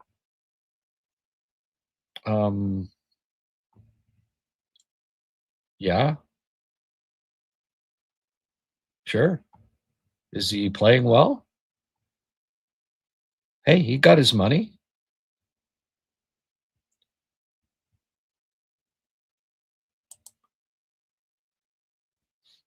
I mean, frig. So you never trade a player within a year of when you sign them? God, not if you're going for it. Never thought I would say this, but I think I prefer Veleno over him too in that role. Well, he's more physical. Penalty killing's been better since Veleno. When's the last time Veleno was on the ice for a power play goal against? It was Evans and, or sorry, Deneau and Anderson that were on tonight for the 2 goals against. They had killed off 23 of 24 before that.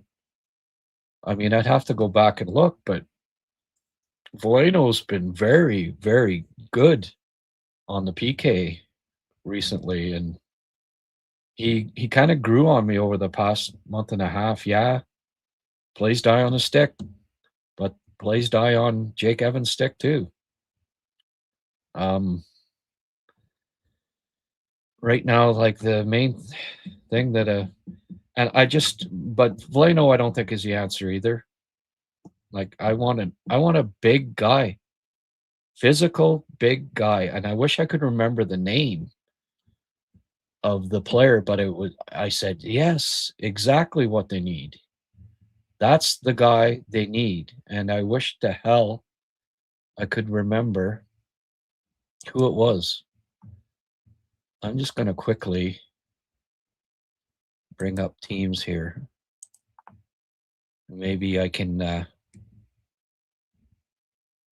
because it not only did it make sense to get this guy, but he could well be available. And if I could remember, that would help.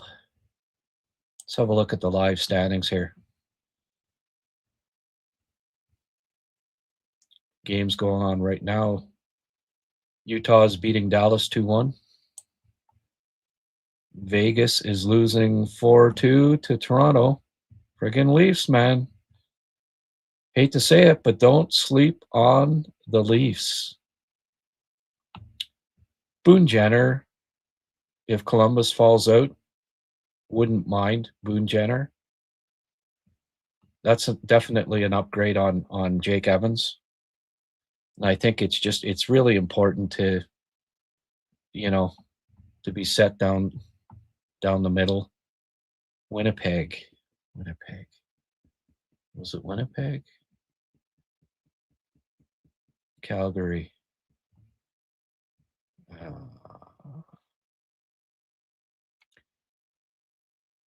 It's slipping my mind right now, folks. But there is McCarron, Jenner. It wasn't those guys. It was somebody else. But anyway, I think I think they need a big shutdown center. Personally, what I saw tonight, we saw against Washington in the playoffs last year. We've seen it against big teams a few times this year where they didn't have an answer. And Deneau, 3 goals against, all against big Tage Thompson. I don't know.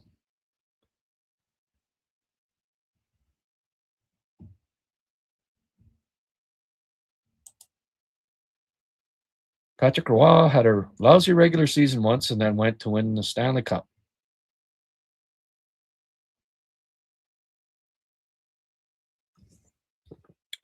Yeah. No, he is not Patrick Roy, that's for sure.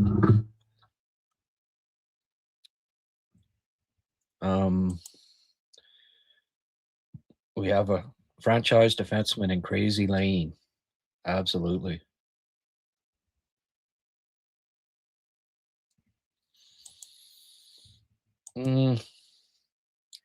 Franchise defenseman can make a coach pretty smart in a hurry there, Chris.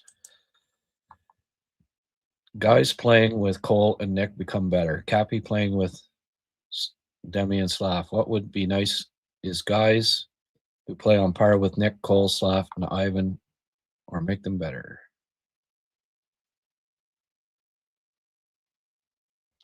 Yeah.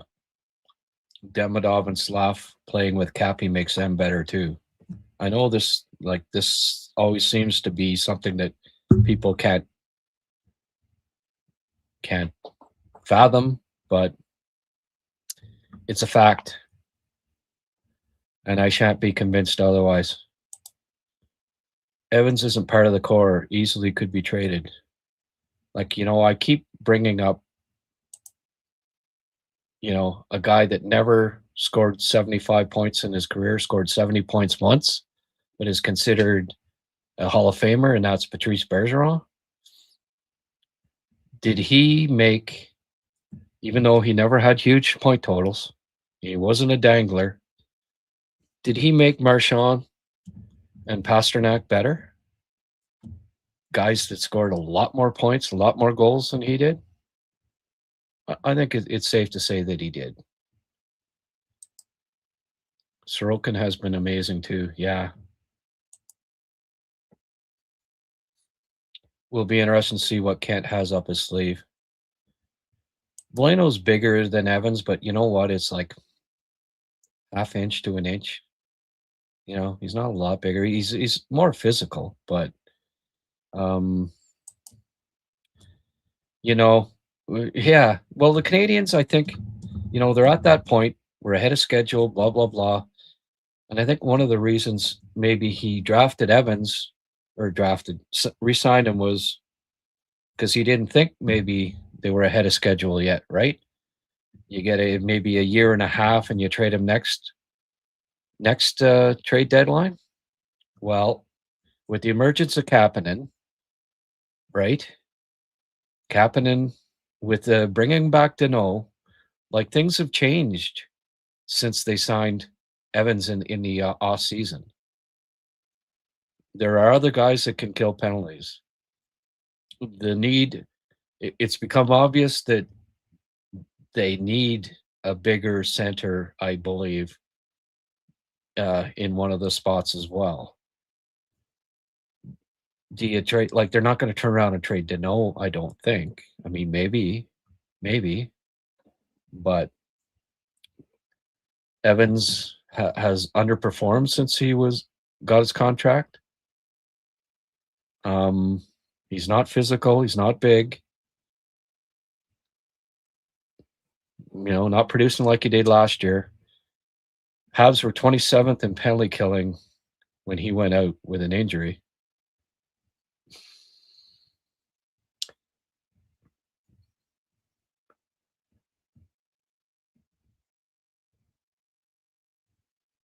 Yeah, I know. From an emotional thing, Mark, I get it, but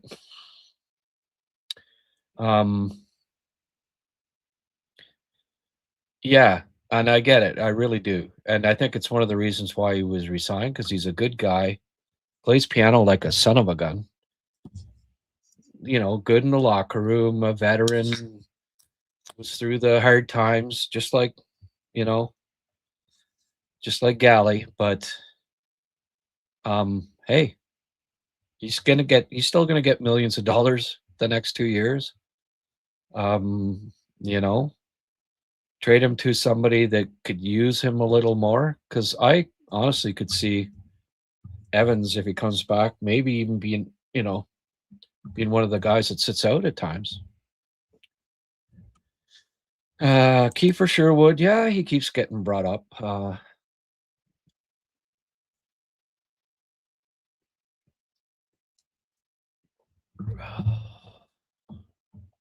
I wouldn't say that he brings size. He hits a lot, but the guy is 6 feet tall at most, 6 foot tall. So he's under the average size of an NHLer. Average size in the NHL is 6'1", 6'1.5". He's under 200 pounds. He's 6 feet tall at most. So I don't agree that he brings size. He's minus 12. He was, and also after, when everyone was saying, oh, Kiefer Sherwood, he was scoring goals at a pretty good pace, right? But like I said, beware the friggin' career year at 30 years of age. And lo and behold, let's just have a look here, but I believe he's really cooled off.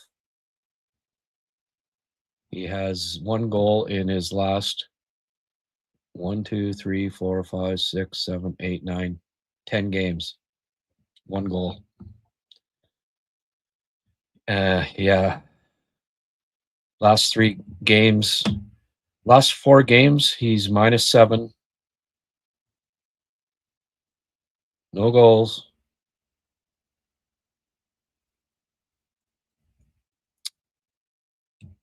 He's undersized, like he's not, doesn't bring size. He hits. I'll give him that. And he's also a mouthpiece that didn't like what he said to Slav. And, that may not matter to some people. I think it matters to the Habs, and I think it matters to Kent Hughes. I know I keep bringing it up, but saying that you'll knock a guy out of the Olympics, I don't know. I question his character, saying something stupid like that.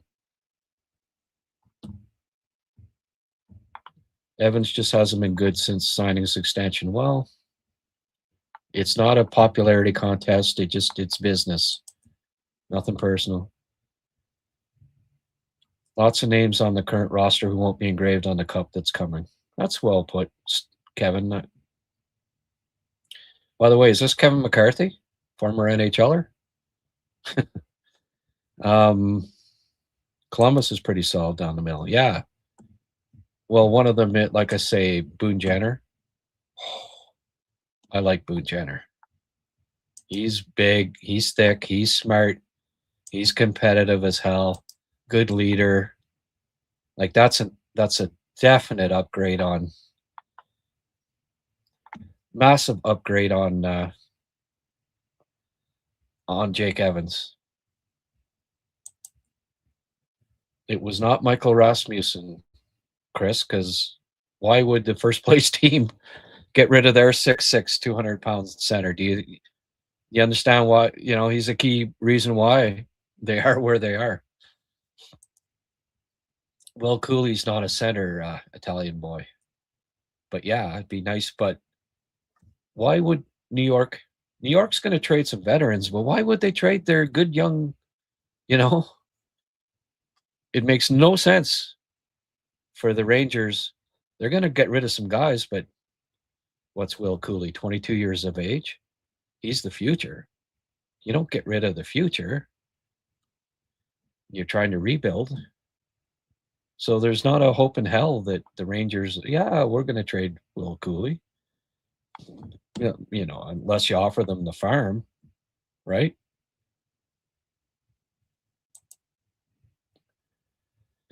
No, not O'Reilly. No. I don't think. I thought maybe earlier, but they picked up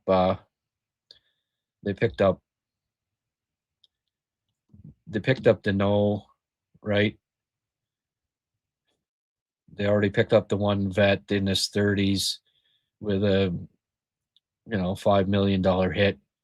It doesn't make sense to pick up another center in his 30s with some term left. A little bit that's making a fair salary that would cost a lot. No, that's not what I'm thinking anymore. And I watched him and his foot speed, man. And also Nashville's not. Where are they here? Like, are they for sure even going to be earlier on before they started winning? Yeah, but they're 3 points out of the playoffs. You're not trading your first line center at this point. How's that? How's the fan base going to react to that? You get a Nashville guitar smashed over your head.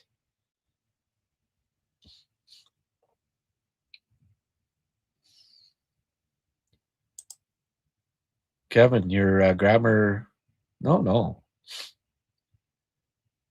You're dyslexic? Well, I never would have guessed it. I understand what you're saying, buddy.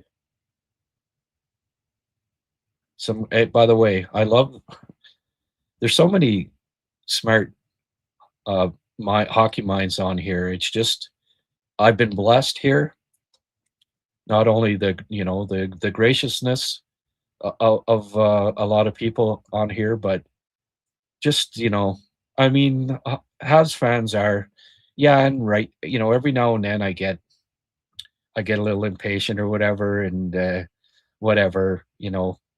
Maybe because I see the same questions, kind of the same topics being brought up time and time again that I disagree with, but 90%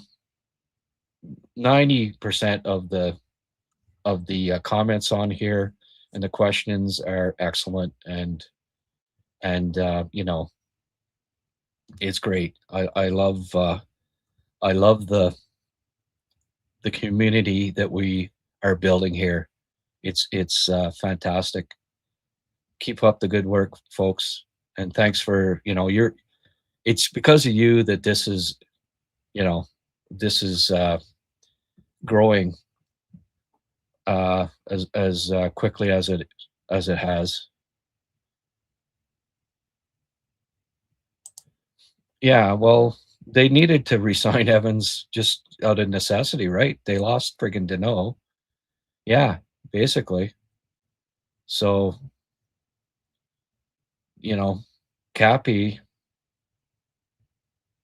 there weren't too many people that thought Cappy would be one of the centers going into the year, let alone the second line center. Why don't they bring up Florian for a couple of games?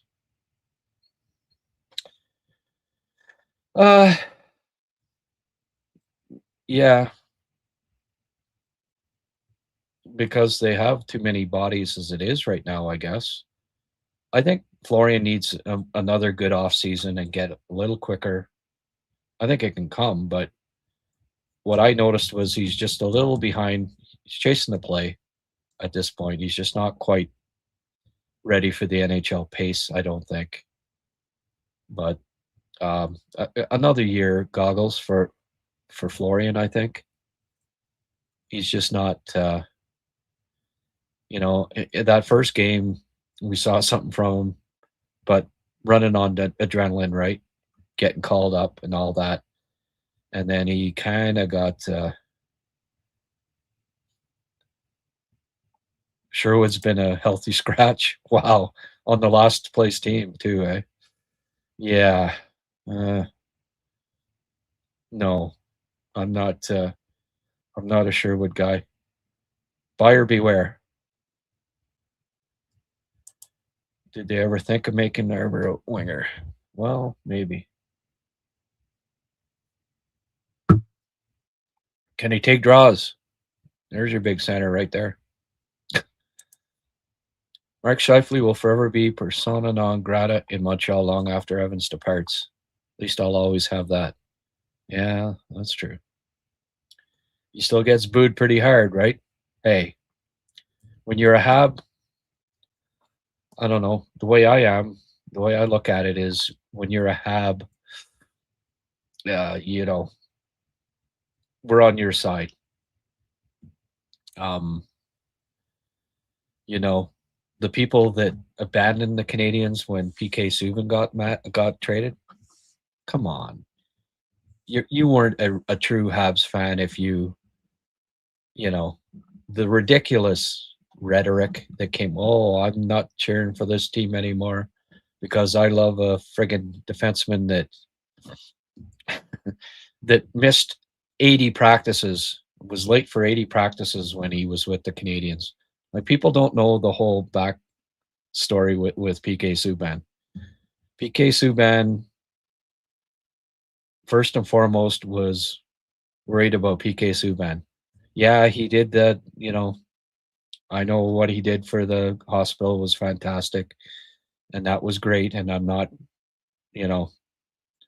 criticizing that, but the man, I've heard a lot of stories, and when he got traded for Shea Weber, I personally I loved the trade, for a lot of reasons. But the people that just abandoned ship because traded PK Subban for a defenseman that had finished, had been an assistant captain, top shutdown defenseman on Olympic teams, on Canada Cup team, World Cup teams, was top 5 in Norris Trophy voting almost every year. Big guy, huge cannon shot, leader, the whole works, and abandoned ship because they traded him for that guy. Once they're gone, you cheer for the new guy. If you're a true Habs fan, that's how I've always looked at it. You can still appreciate former Habs and still cheer for them to do well, but as long as they're not playing against the Habs, right?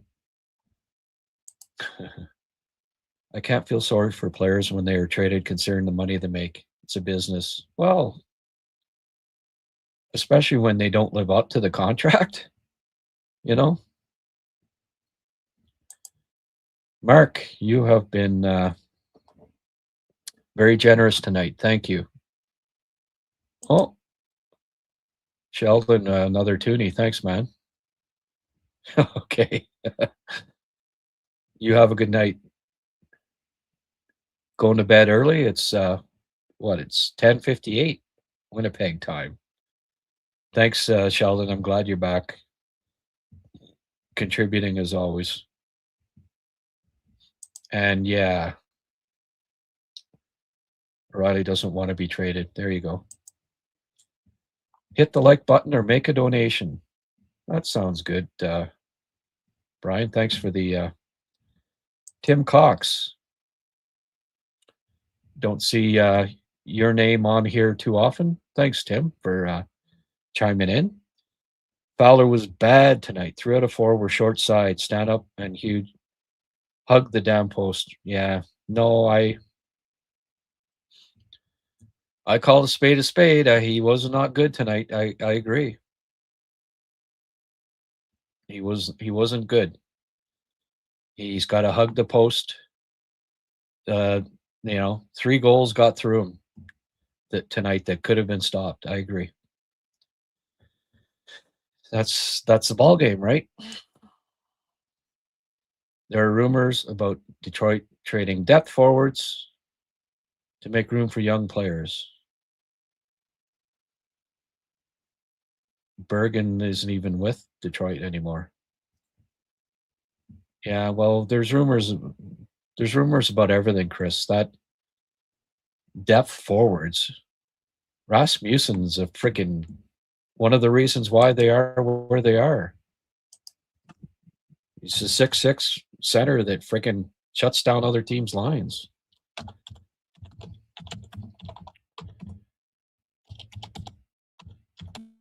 I think that rumor is bogus. Myself. You can take a lot of rumors with a grain of salt.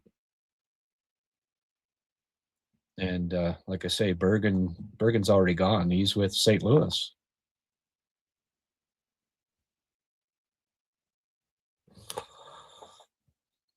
Let's just have a quick look here. Yeah.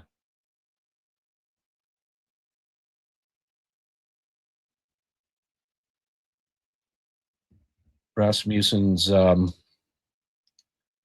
last 5 games, 14, 13, 15, 13, 13, 40. That's not like a spare player. 17 faceoffs. His last game. That's not a spare player. He's an important piece. One of the reasons why they're on top.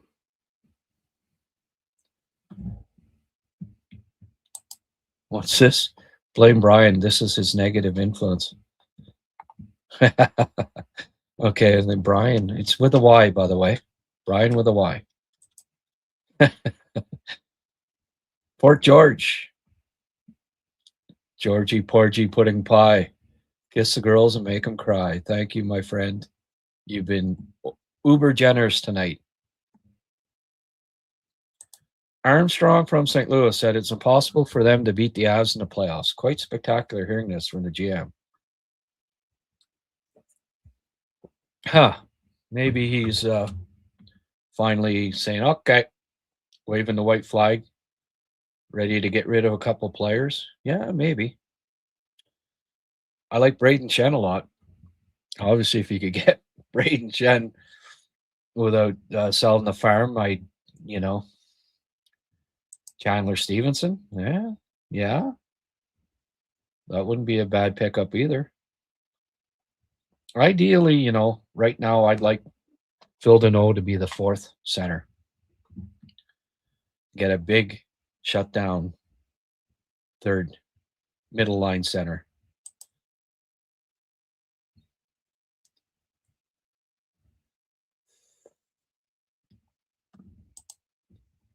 Armstrong from St. Yeah. Oh, sorry. Iodora Weber. I wish we had him in his prime years. He's an absolute warrior. Yeah. Yeah, and this is a good point. Chemistry is very key. But also, this team is also like it's important, but the team realizes that they're, if you don't make trades, that can upset chemistry too, right? Because they're not stupid. They realize they're on the precipice of doing something substantial here. So do you not make any trades and lose in the first round, would the club be happier than the opposite, that you make a deal to make the team better, to do well in the playoffs, and then do well in the playoffs? You think in the summer they'd be more pissed off that they lost, I don't know, Jake Evans, but then lost in 5 games in the first round? Like, if they kept Jake Evans, lost in 5 games in the playoffs, or if they dealt him and another teammate to get a piece that helps them win a couple rounds, will they, will they be happier in the summer if they kept Evans and lost in 5, or if they traded him and won a couple of playoff rounds? I mean, I'm not saying destroy the whole, trade 5 guys. No. But fourth line center, I think that, these kids aren't stupid. They aren't going to say, whoa, how can you trade our fourth line center? Right? I mean, you pick up like Boone Jenner, they'll get over it in a hurry. Fowler was bad tonight. Oh, sorry, guys. Back to that again. Can criticize Bergevin for a lot of things, but definitely not about doing courageous moves. Yeah, well, yeah, the Weber deal, hey, got them to the friggin' Stanley Cup Finals, right? Really. He was just a friggin' complete stud that playoff. Beat the friggin' Leafs, If nothing else, over the past decade, coming back from 3-1 down to the Toronto Maple Leafs, Habs fans, we always have to remember that. What a time. What a great feeling it was. Everyone counted the Habs down and out. And Sherratt and Weber just kept pounding Matthews and Nylander and Marner, and, kept pounding them. And there was a good example of what the Canadians are right now missing, right? It's that physical presence that wears teams down over a 7-game series. It's a missing ingredient on this club if they want to make noise at playoff time, I believe. Paul Maurice pretty much said the same about their chances to beat the Habs. Sort of.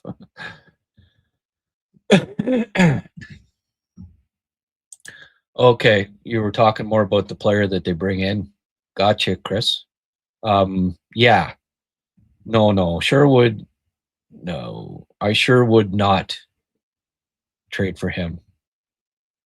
Jeez, I'm getting pretty punny, eh? Folks, I'm going to have to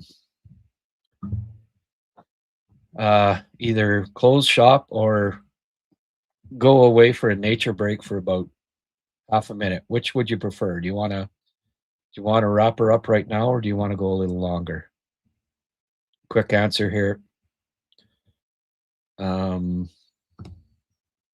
know what your answer is, Jermaine. Yeah, 2021.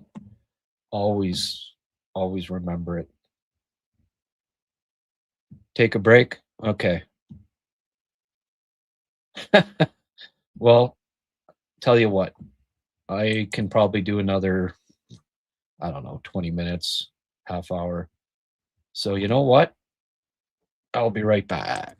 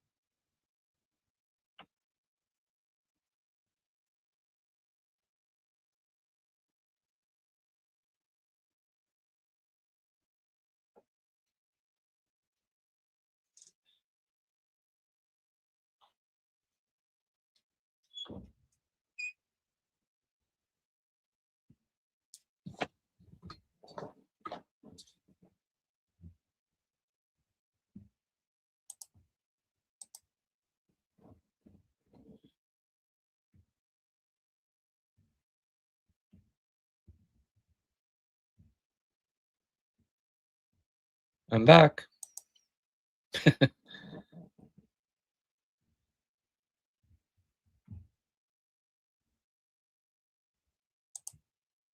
Down for whatever. Take a break. Nature break. Yeah. Cool. Hey, I've got good support here, so I don't mind going a little extra when people are, are supporting me like you have tonight. It's been great. Thank you. So, hey, let's keep her rolling for another. I still got a half a pint here, so 1.5 pints in 2 hours. Not exactly alcoholic. I don't mind the odd beer. You should know better than ask that question by now, right? Yeah, but I was just renting it, right? Braden Shen could be had for a reasonable price. Yeah, I think so. That's one that I'd consider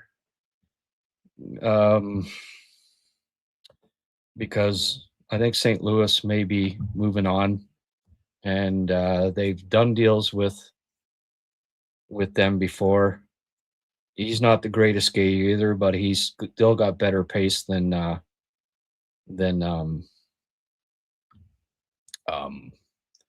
Ryan O'Reilly at this point. He's a pretty tough cookie too. Ryan O'Reilly, the digger, the more I dug into it there, he doesn't hit. And I think they need somebody that's physical, and Braden Shen's more physical than Ryan O'Reilly.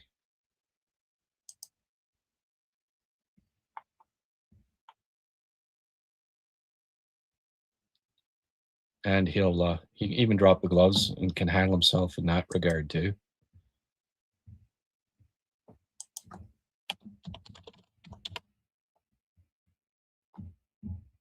Nicholas Tage, like that's a big boy.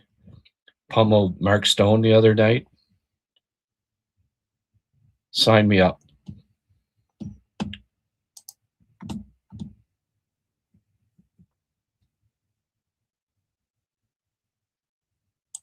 I'm not going anywhere till you shut her down. There we go.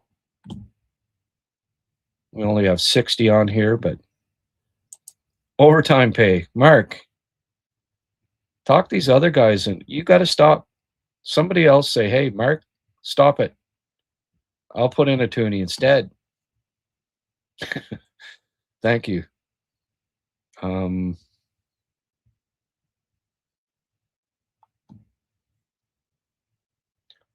Seems like everyone is asking for too much for everyone. Yeah, maybe. Yeah. Hey, Chris, whatever gets you through the night, just as long as you watch my show, my friend. Your comments are going to get answered on here a little more, I'd say. You know what? Bukestad. Hey. You know what, George? I think that might have been the guy.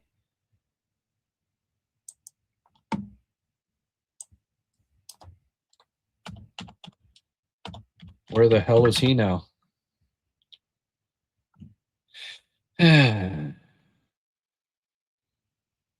St. Louis. Yeah. Thanks. That's the guy that I was thinking, you know what? Maybe.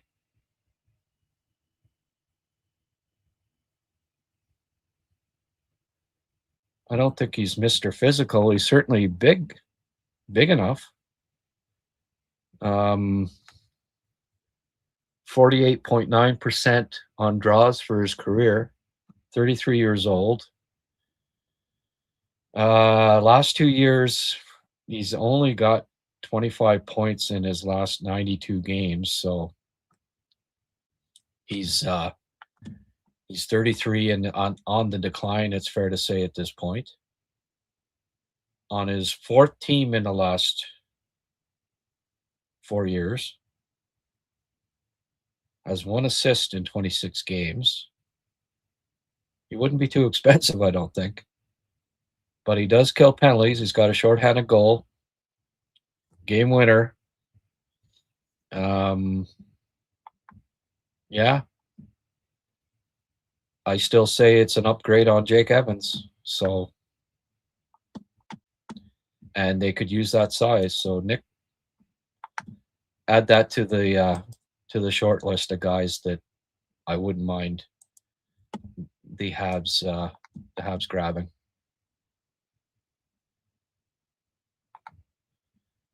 Lotus Man mentioning Dylan Holloway. Yeah, Holloway. Again, no, he's part of the future for St. Louis. He's just a kid, right? I did think of him, but I can't see teams that are wanting to rebuild. Yeah. Galley for Shen straight up. Come on, Chris. If Monty wins 2 or 3 games in a row, would it be time to send one of them? Yeah. We discussed that. Absolutely. Paisan. Oh, yeah. You just outdid Mark. 549. Nice even number. Thanking you very much. Kent has a tendency to get players we never seen coming. He was working on something big. Let's hope so. Any Tom Petty fans out there? I always like that song. Speedball. Vegas just tied the last 5-5. Wow. Coming back.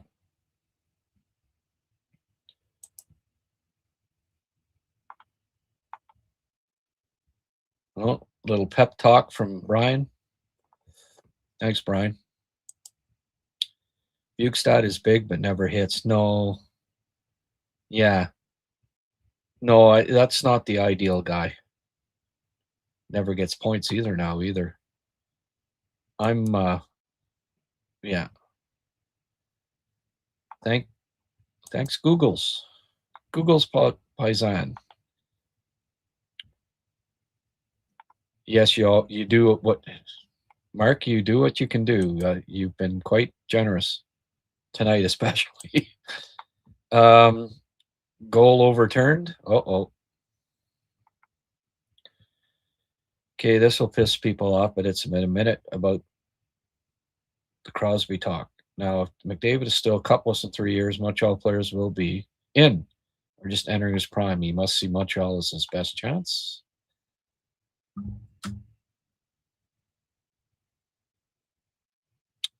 But it's been a minute about the Crosby talk. I don't quite understand what.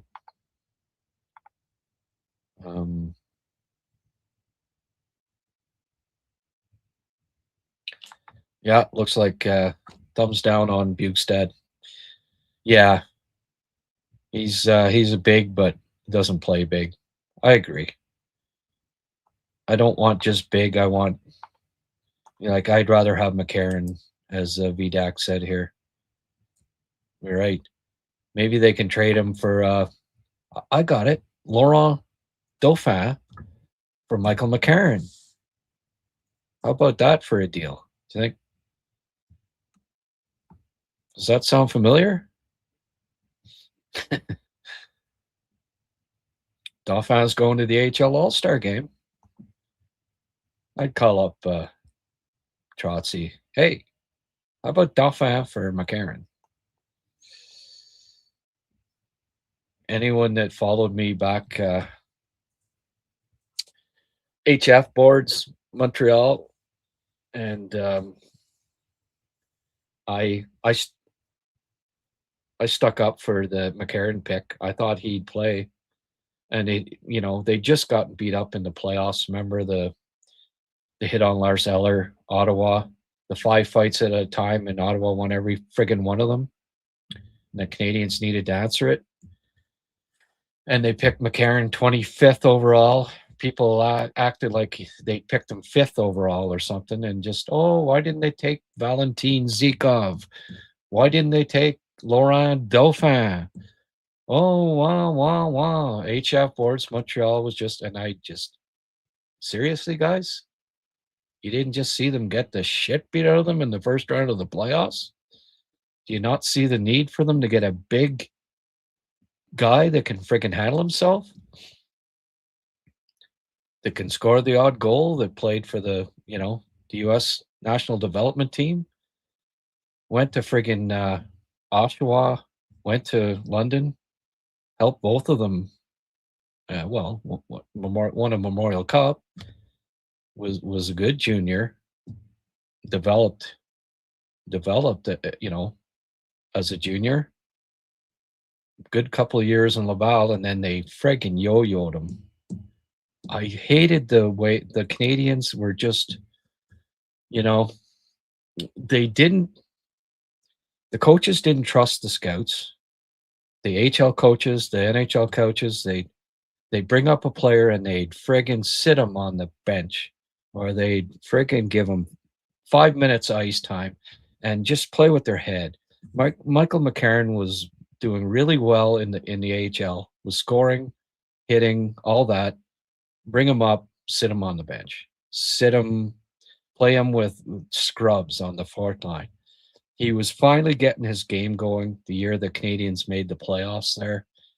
And then, oh no, you're going to sit in the friggin' stands all playoff.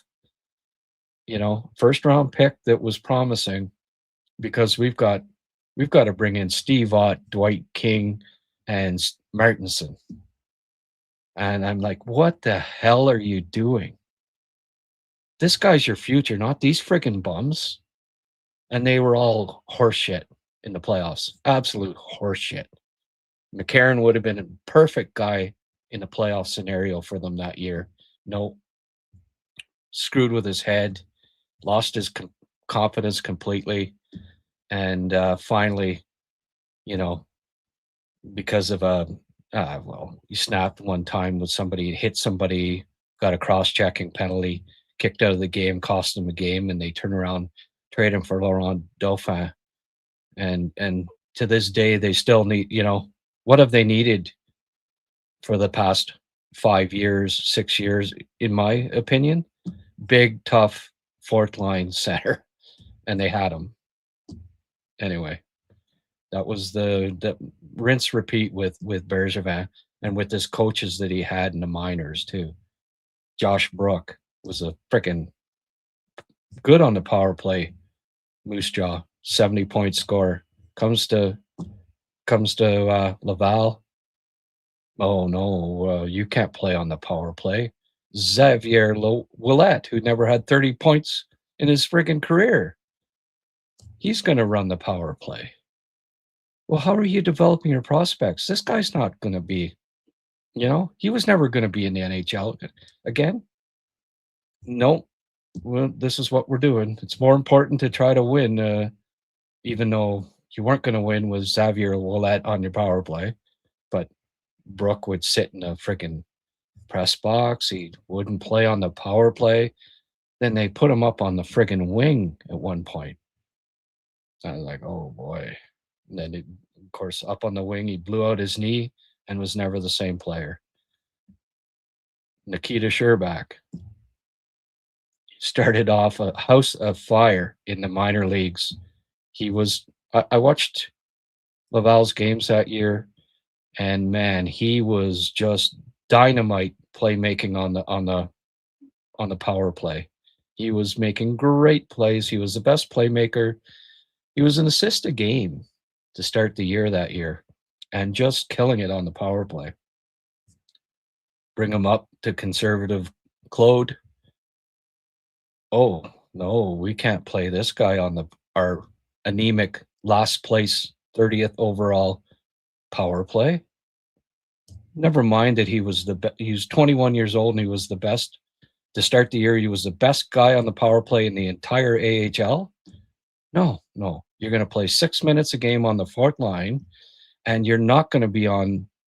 Instead, they put on Byron Fries on the power play, and I could, Flynn.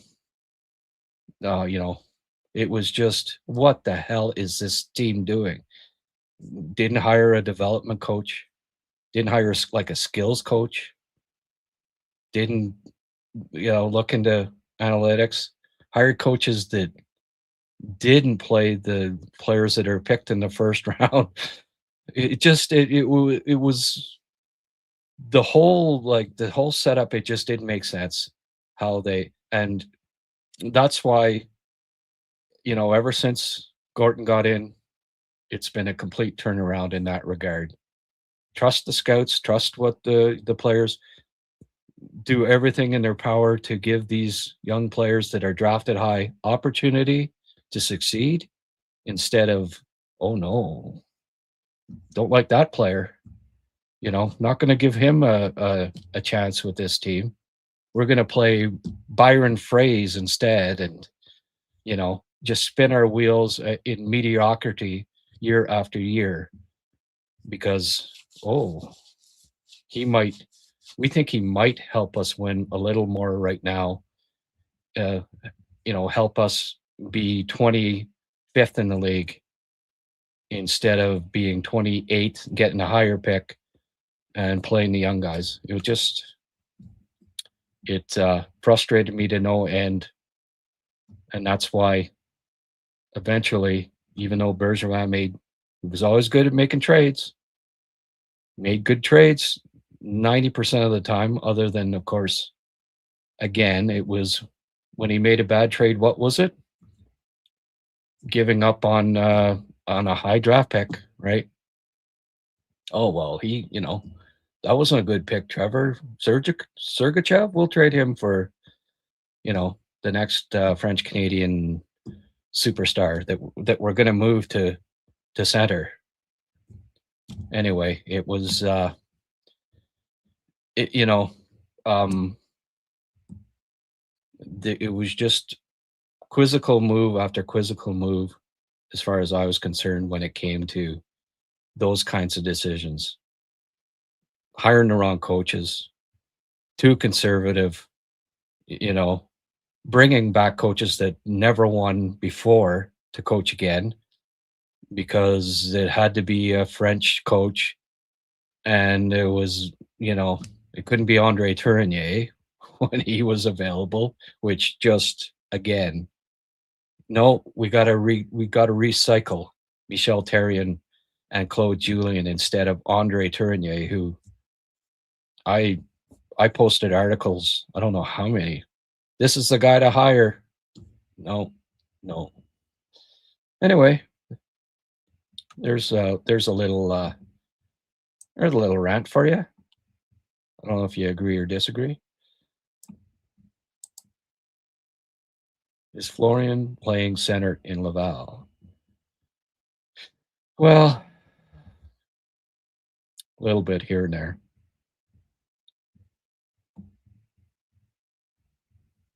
He's got to improve his skating speed. It was apparent when he was up. He's just not ready for the pace yet. Barbashev from the Knights. Yeah, but again, I think they need the guy in the middle that can help down low. We saw tonight, it was painfully obvious. Even the guy stepping away out from the, coming in there. Yeah, it was a low point.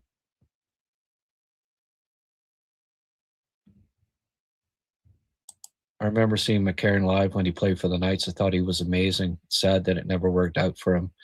Well, they just weren't patient enough. 6'6" guys, and I kept saying it over and over when it came to McCarron. You have to look at him as a Brian Boyle. And anyone that wants to, go look at how long it took Brian Boyle to be ready to play at the NHL level. And Mike McCarron has almost followed the identical path, where You have to grow into your body. You have to get strong enough and quick enough. When you're 6'6", you know, it's tough at the NHL level. Like, your stick's out there, you lose the pucks because your stick's so long. You know, there's no time and space, and you lose the pucks. You lose puck battles because you have to learn when you're that size and you're playing in the NHL, because there's other big guys, but everyone's faster. And it took McCarron a few years to, once his confidence got regained, Nashville gave him opportunity, and he's a solid fourth line center who would be ideal for the Canadians as a fourth center right now, I think. Did I have Sherbak rated high in the draft that year? I had him right around where he got picked. That was a horrible draft. You know, I mean, Montreal was really hoping David Pastrnak dropped one more spot, because they had him a lot higher than Sherbak, but it really dropped off. You know, there weren't a lot of great picks between 26 and 50 in that year.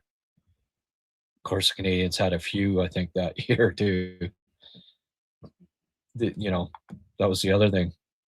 Bergie would load up on extra picks. The only years he loaded up on extra picks were years when they were when the draft was crap.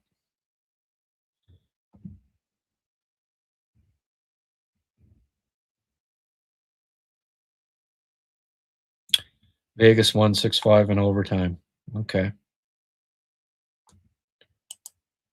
Oh, Bert Poulin. Bert, welcome to HabsCast. If I'm not mistaken, this might be your first post. If not, it's one of your first few. Oh, you're posting from X. Come on over, Bert. Come on over to the YouTube channel. Join us here. Scotty Bowman sometimes would put Rick Chartrand and Larry Robinson as wingers. Send a message. Yeah. Best coach of my life. 65? Oh, well, that's about average age in here, Bert. Yeah. Jamie Roberts, play on the wing, play on defense. Rick Chartrand get put up. Chartrand, in tough games would get into the lineup at times to replace Jimmy Roberts on the fourth line with Gainey and Jarvis. Larry, he'd park him in front of the net some games, right? Say, here, do your thing. Yeah.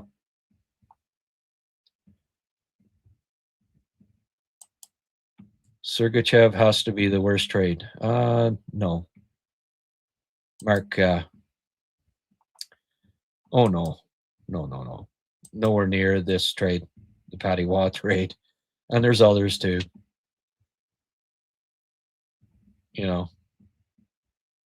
I'm not the world's biggest Sergachev fan, but safe to say they lost that trade. However, also safe to say that Drouin was coming off a great year. And again, here was another misstep in their constant mishandling of development of players. They had that remember they had the young guns in that World Cup or whatever thing they had. Chucky didn't make it and Drouin did. But Drouin had a really good year the year before and was excellent in the playoffs. But playing on the wing. Well, what does Montreal do? Well, no, we're going to play you at center. We're going to quell you, and we're going to turn you into, you have to be back. You have to, you can't be in being creative and doing your creativity, your great creativity in the offensive zone. You've got to be back covering the neutral zone and covering your own zone because you're the center on the line.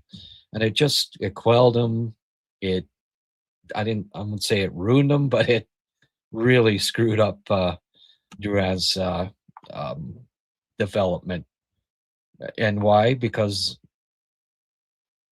Bergie, you can't trade for centers, top two centers. So you got to turn a winger into a center. It was disastrous. Bert, we'll learn how to give money soon. Bert, you got to join YouTube, and there's a $sign in the chat, right by the chat. But you can't donate money off of on X, my friend. Hey, thank you, Bert. Join the club here. Don't be shy.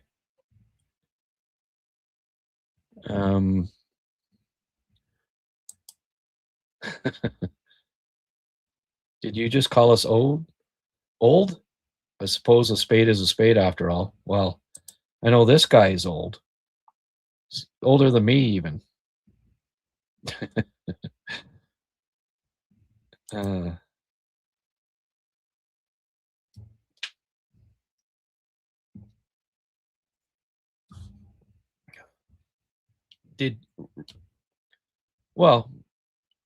He didn't. Don't forget his agent was Walsh, right? Alan Walsh. Like, that was more of a red flag than Drouin, I think. Got talked into refusing to go. I put that more on Alan Walsh's shoulders than Drouin. I mean, you've seen Alan Walsh. You remember the knife in the back meme that he put up with Marc-Andre Fleury, and like he can get a little out of hand at times for his players. You got to remember who his agent was. And then after that, he wasn't sent back down. They played him, and what did he do? He freaking had a great year that year. Played in the Young Guns event, and gets traded to Montreal. And we're gonna do what no one else has done in the NHL in the past 20 years, and we're gonna turn a winger into a first line center. Good luck with that.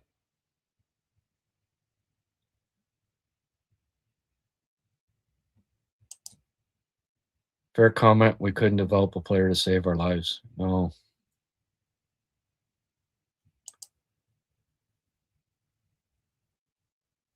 Yeah. Well, mutual decision. Trust me, he got lots of advice from Alan Walsh. Drouin almost cost us a second rounder as well. It was conditional for how many games Sergei played that year. Yeah. Well, part of it was a mistrust in the scouting. Like,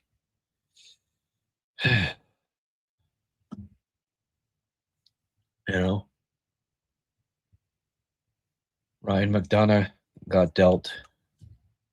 Like, you talk about bad trades. Scott Gomez for Ryan McDonough. Oof. They don't come much worse than that.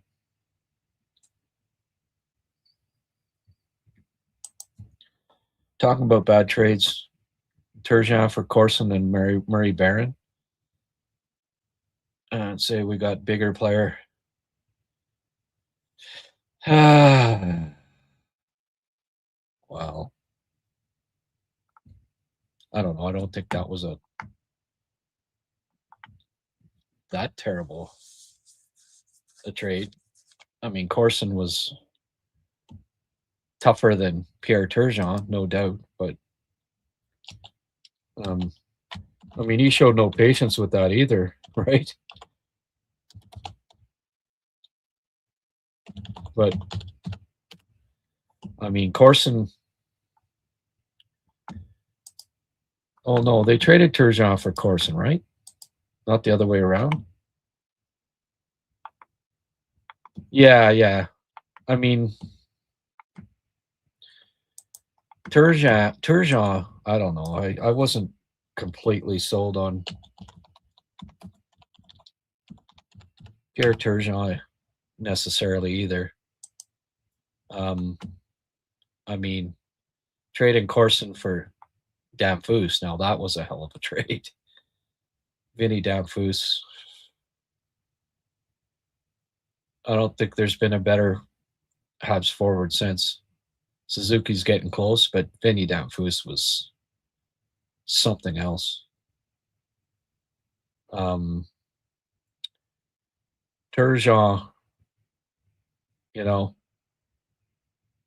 never scored. Like after the Habs traded him, it was 68, 65, 66, 82, 47, 42. Not necessarily someone that was going to help you win a cup, I don't think, but yeah, the return there wasn't great for somebody that had just scored 94 points. Reggie Wool made a few dandies. I mean, if you go back over, for sure. What was the one? Ulanov, Poulin, Weinrich, was it? And gave up Darcy Tucker. On and on there. That wasn't wasn't real crazy about that trade either. Tucker was a freaking heart and soul guy that helped you in the playoffs. Other teams love to hate.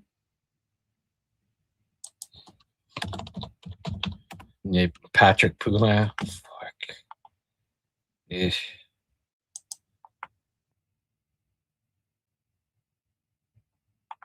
Okay, it was Ulanov, Poulin, and Vakota for Richer, Wilkie, and Tucker. It's like, what the hell are you doing? That was right up there too.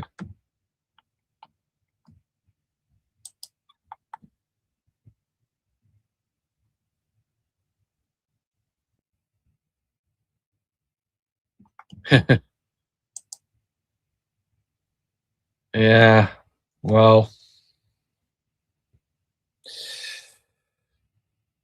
yeah, and then Tage for a first and a second, and Trevor was going to draft John Carlson. Like John Carlson fell in their laps, and that's who he was picking. He loved them. They traded the 26th overall pick that year at the draft and the second rounder for Alex Tanguay, who was crap in Montreal. And they'd have had John Carlson for the past 15 years.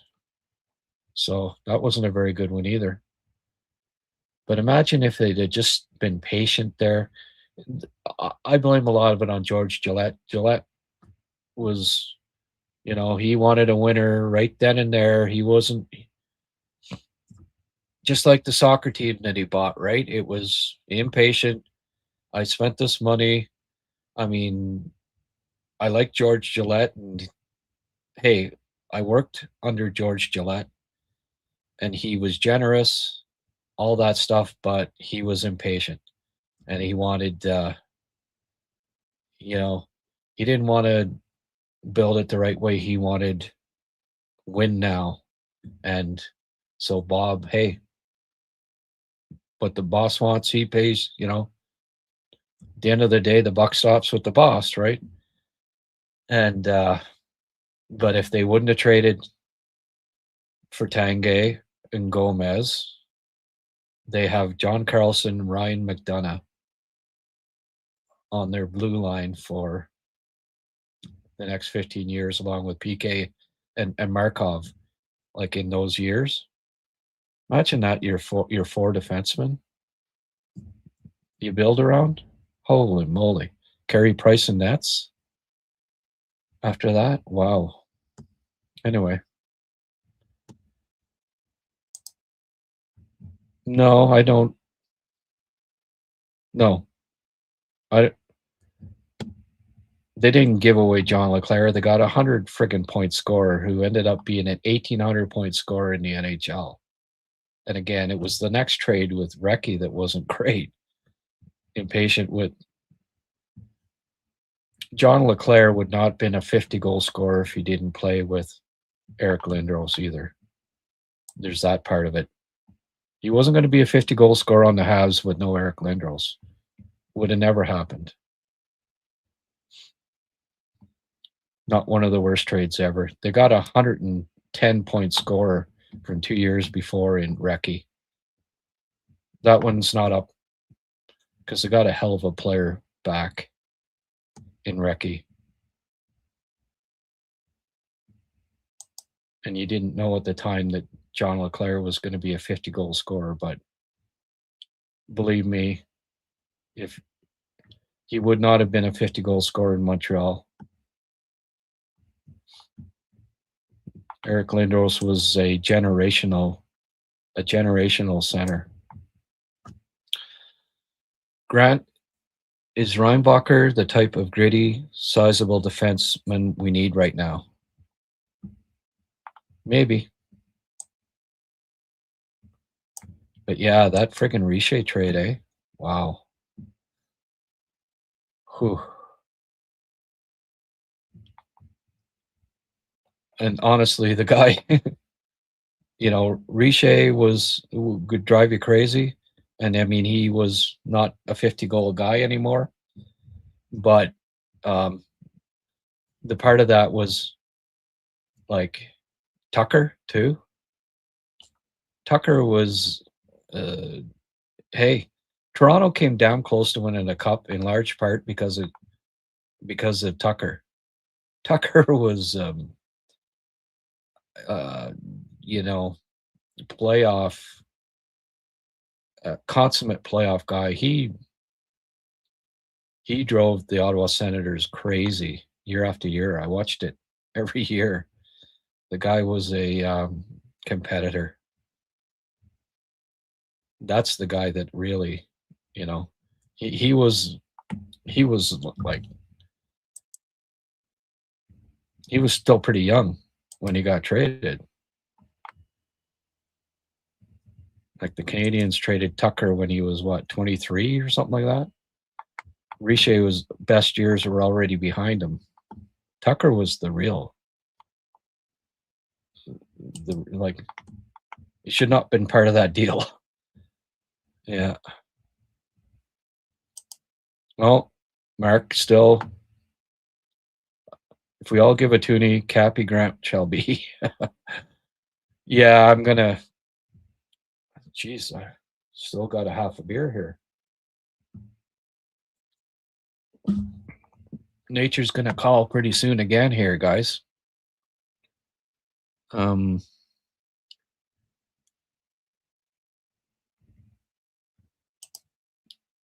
I said Lindros was generational as I was type. Well, he was, Frank. Any Flintstones tunes tonight?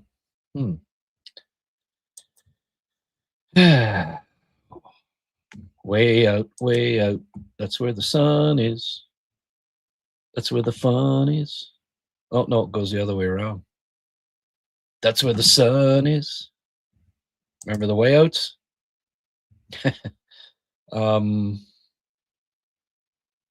Yeah, nobody's at the level of generosity of I wouldn't have a inferiority complex if I were you, Brian.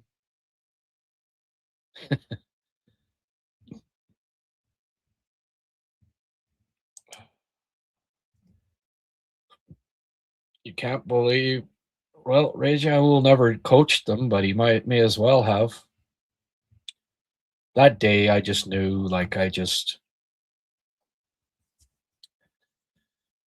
when they panicked 4 games into the season and fired Demers and Savard and said, well, we're going to bring in not only a GM who had been selling beer, with absolutely zero NHL experience, but the coaching staff is all going to be guys that never coached either.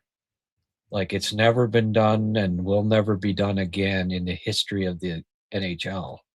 And I just, as much as I respected Ivan Cornway and Steve Shutt, well, let's hire somebody, the French Don Cherry in Mario Tremblay, which is what he kind of had become, as the head coach, and 2 assistants with no experience whatsoever in coaching. It was a disaster waiting to happen. And that's what happened. It was a disaster. A seasoned GM would have let things calm down with Patty Waugh. Say, okay, we're not trading you. Relax. Boom, boom, boom. Guys, cooler heads prevail. No. And that was the end of that.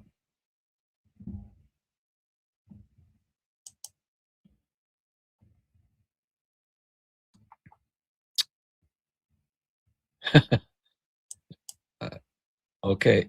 Richer was a great fastball player. Yes, he was. Very, very, very good natural athlete. Bedrock. Twitch. Rock's gonna roll with all the might in Bedrock. Twitch. You got her there, 24, Habs.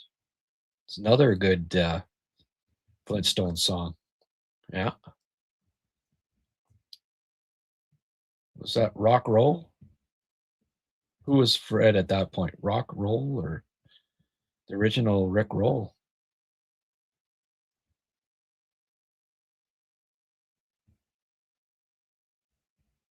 MSL is progressing as a coach. Yeah, I think so. Yes, I do need to get in touch with Molson to sponsor me. Yeah. I need, hey, anybody know a salesperson out there? I know I put the call out before. Commission based. Sent out a few emails. I got a package, Hey, a few bucks to be made there for somebody. Anyone that's in sales. Habs fan, it'd be fun. Send them my way. Oh, the guy that said earlier, I'll sponsor you, never got back to me. That was disappointing. What the heck was his name? Hockey something. I'm gonna have to go back and look it up from earlier today. Try to get in touch with this guy. Hey, you said you'd sponsor me. Back in the day, I had a chat with Claude Ruel. Piton, and he wasn't a fan of Stéphane Richer. He didn't like the effort that he would put out. Oh my goodness. Larry Robinson had, Lemaire. Imagine him freaking playing under Jacques Lemaire. Well, he did in Jersey, and he wasn't getting ice time. Guys sitting on the bench, not playing a lot. He turned to Claude Lemieux and said, I'm going to go out there. I'm going to go end to end, and I'm going to skate. I'm going to score a goal, and I'm going to come right back to the bench quick as I can. Jacques finally, Stéphane, you're up. And Larry was assistant coach at the time under Jacques Lemaire in New Jersey. And Richer got the puck, went through everybody in the team, scored a goal, zoom right back to the bench, sat on the bench. And Larry said everybody's just cracking up, right? And it's a Pepe, Pepe Lemieux. What was that all about? And he explained to him what Riche had said, and then he did that exactly. He said that's the kind of freaking talent he had, but to get that out of him with any kind of consistency, it just, if it crossed his mind, he'd do it. But man, so much natural talent just oozing out of this guy. But yeah, if he'd had the desire, the heart to match the natural skill, friggin' Mario Lemieux almost.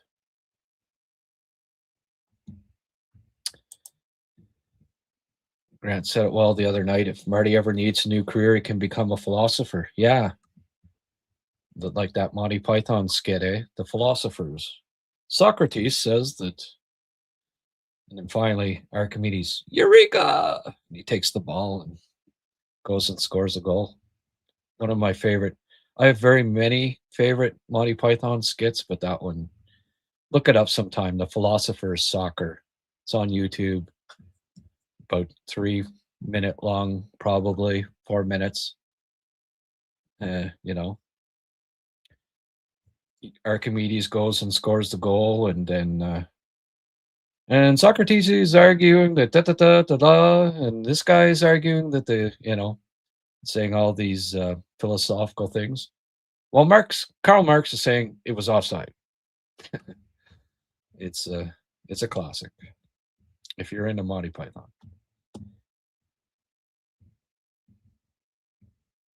Yeah, rock roll. That's where Rick Roll came from. Funny you mentioned this, Grant. If I was to critique one move Hugo Duos made, is assistant coaches.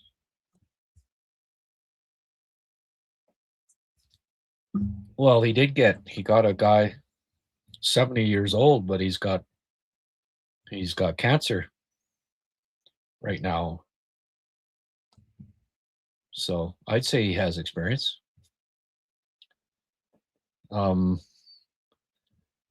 Yeah. But they didn't hire him right away, right? And yeah, that would be something I would agree with, that could have maybe got another assistant with a lot of NHL experience.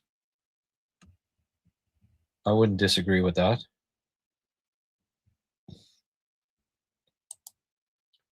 Serge Savard said he was about to trade Roy for Nolan Fissé when he was fired. He felt it was taking up too much space. Yeah.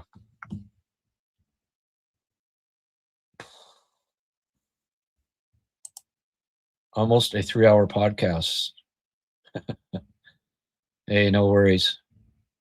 But I, instead of going for another break, I think I better just pack it in here. Found my Riche poster from when I was a kid the other day. There you go. Your story about Riche kind of reminds me of Kovalev. A little bit, eh? Brag. You can't find this kind of podcast anywhere else on YouTube. Geez, I hope not. Tabernacle Grant, almost last call. Yippers. Feels like chatting with old friend. You guys make a great community, lots of knowledge, always respectful. Speaking of finding Habs stuff, I still have a Steve Shutt t-shirt I still wear occasionally. Oh. Has a few holes in it, but I can't throw it out. Yeah. I had a Canada Cup 76, and it was a Hull, Bobby Hull one. I mean, that's all they had, I guess, whenever I got it for Christmas, but damn thing was just kept getting shorter and shorter. You know what I mean? Like, I wasn't growing any taller. And I go, why is this getting shorter? Oh, okay. The old midriff was getting a little bit, was growing. All right, folks. Though I do not like having my mind changed about Evans and Galley. Evil fans. I just got the okay from Brian to shut her down. I always wait for, as long as I've got Brian's permission. Hey, when the septuagenarian's ready to pack it in, then I know it's time. Yeah, it is addictive, isn't it? Yeah, I know. I get heck. I get heck from the better half for spending too much time doing this. Good thing she's been asleep for 2 hours. Doesn't know. All right, folks. Fort George, $20 tonight, at least. Thank you very much. Chris even peddled a bit of money. You get that. Germaine, of course. Brian, as always. Thank you very much. Mark, over and above tonight, my friend. Sheldon, again, thank you. I know he's gone. Goggles Paisan. Hey, you inspire me to sing a Flintstone song every Goggles Paisan 549. Thank you. Thank you very much, Goggles. You're a good man, Paisan. And yeah. So as always, folks, it's really appreciated that you chipped in. I love myself a Habs jersey, but Team Canada jerseys are, yeah, they are good. Good night, Kenny. Pedro for president. Thank you, Grant. Amazing guy. Love your show. Please get Liam back on. He's incredible too. Oh yeah, Liam's doing a podcast tomorrow. So tomorrow afternoon, or today, frig, it's 1 a.m. Today, later today, probably noonish, Liam's going to do a podcast. That's why he wasn't on talking about the game tonight after, because he's going to give us his thoughts tomorrow, which is today. And Liam's always got some great, like, little, this day in Habs history, little items and stuff like that, and his own takes, which are great. So tomorrow, which is today, Liam is going to do a podcast. I might come up with something, we'll see, but I'm going to meet Donnie McCaskill tomorrow night for a couple of drinks. So I probably won't, I won't be on tomorrow night, but of course Saturday night after the big game. Henri Richard once fought Serge Savard because of his rookie attitude. Talk about leadership. Because of his rookie attitude. Yeah, well. Yeah, Henri was he was a competitive man. It's one of the reasons why he's the only player in history with 11 of those rings, or was. Love when you have on the Egyptian magician too. Yeah. Well, he was on twice this week, so that's pretty cool. Haven't seen Grant invite a bad guest yet. Always great folks on here, yes. And Rick's the nicest man I know on this planet. Has good hockey takes, but first and foremost, just sweetheart of a man. So he also watches, he watches the podcasts and stuff. So don't be shy to give Rick a shout out on here on occasion. I don't like the you know, when you single out one, oh, well, this guy should be, hosting with you all the time. No, all these guys are more than worthy, and I'm going to keep rotating it because I think you need to hear different voices, right? I feel so bad for Carey Price, but then I realize he's getting paid big bucks. Yeah. Okay. We just hit the 3-hour mark. Nature is calling in a big way, so I am going to pack this in. Thank you, everyone. We still have 61 people tuning in. That's great. A lot of you through the whole thing, fellow addicts. Thank you for hanging in there so late and so long. Hope to see you watching Liam's podcast. Be sure to watch the one earlier tonight that I did with Eric this afternoon. It was a great one too. All right. Thanks for supporting. Have a good night. Go Habs, go.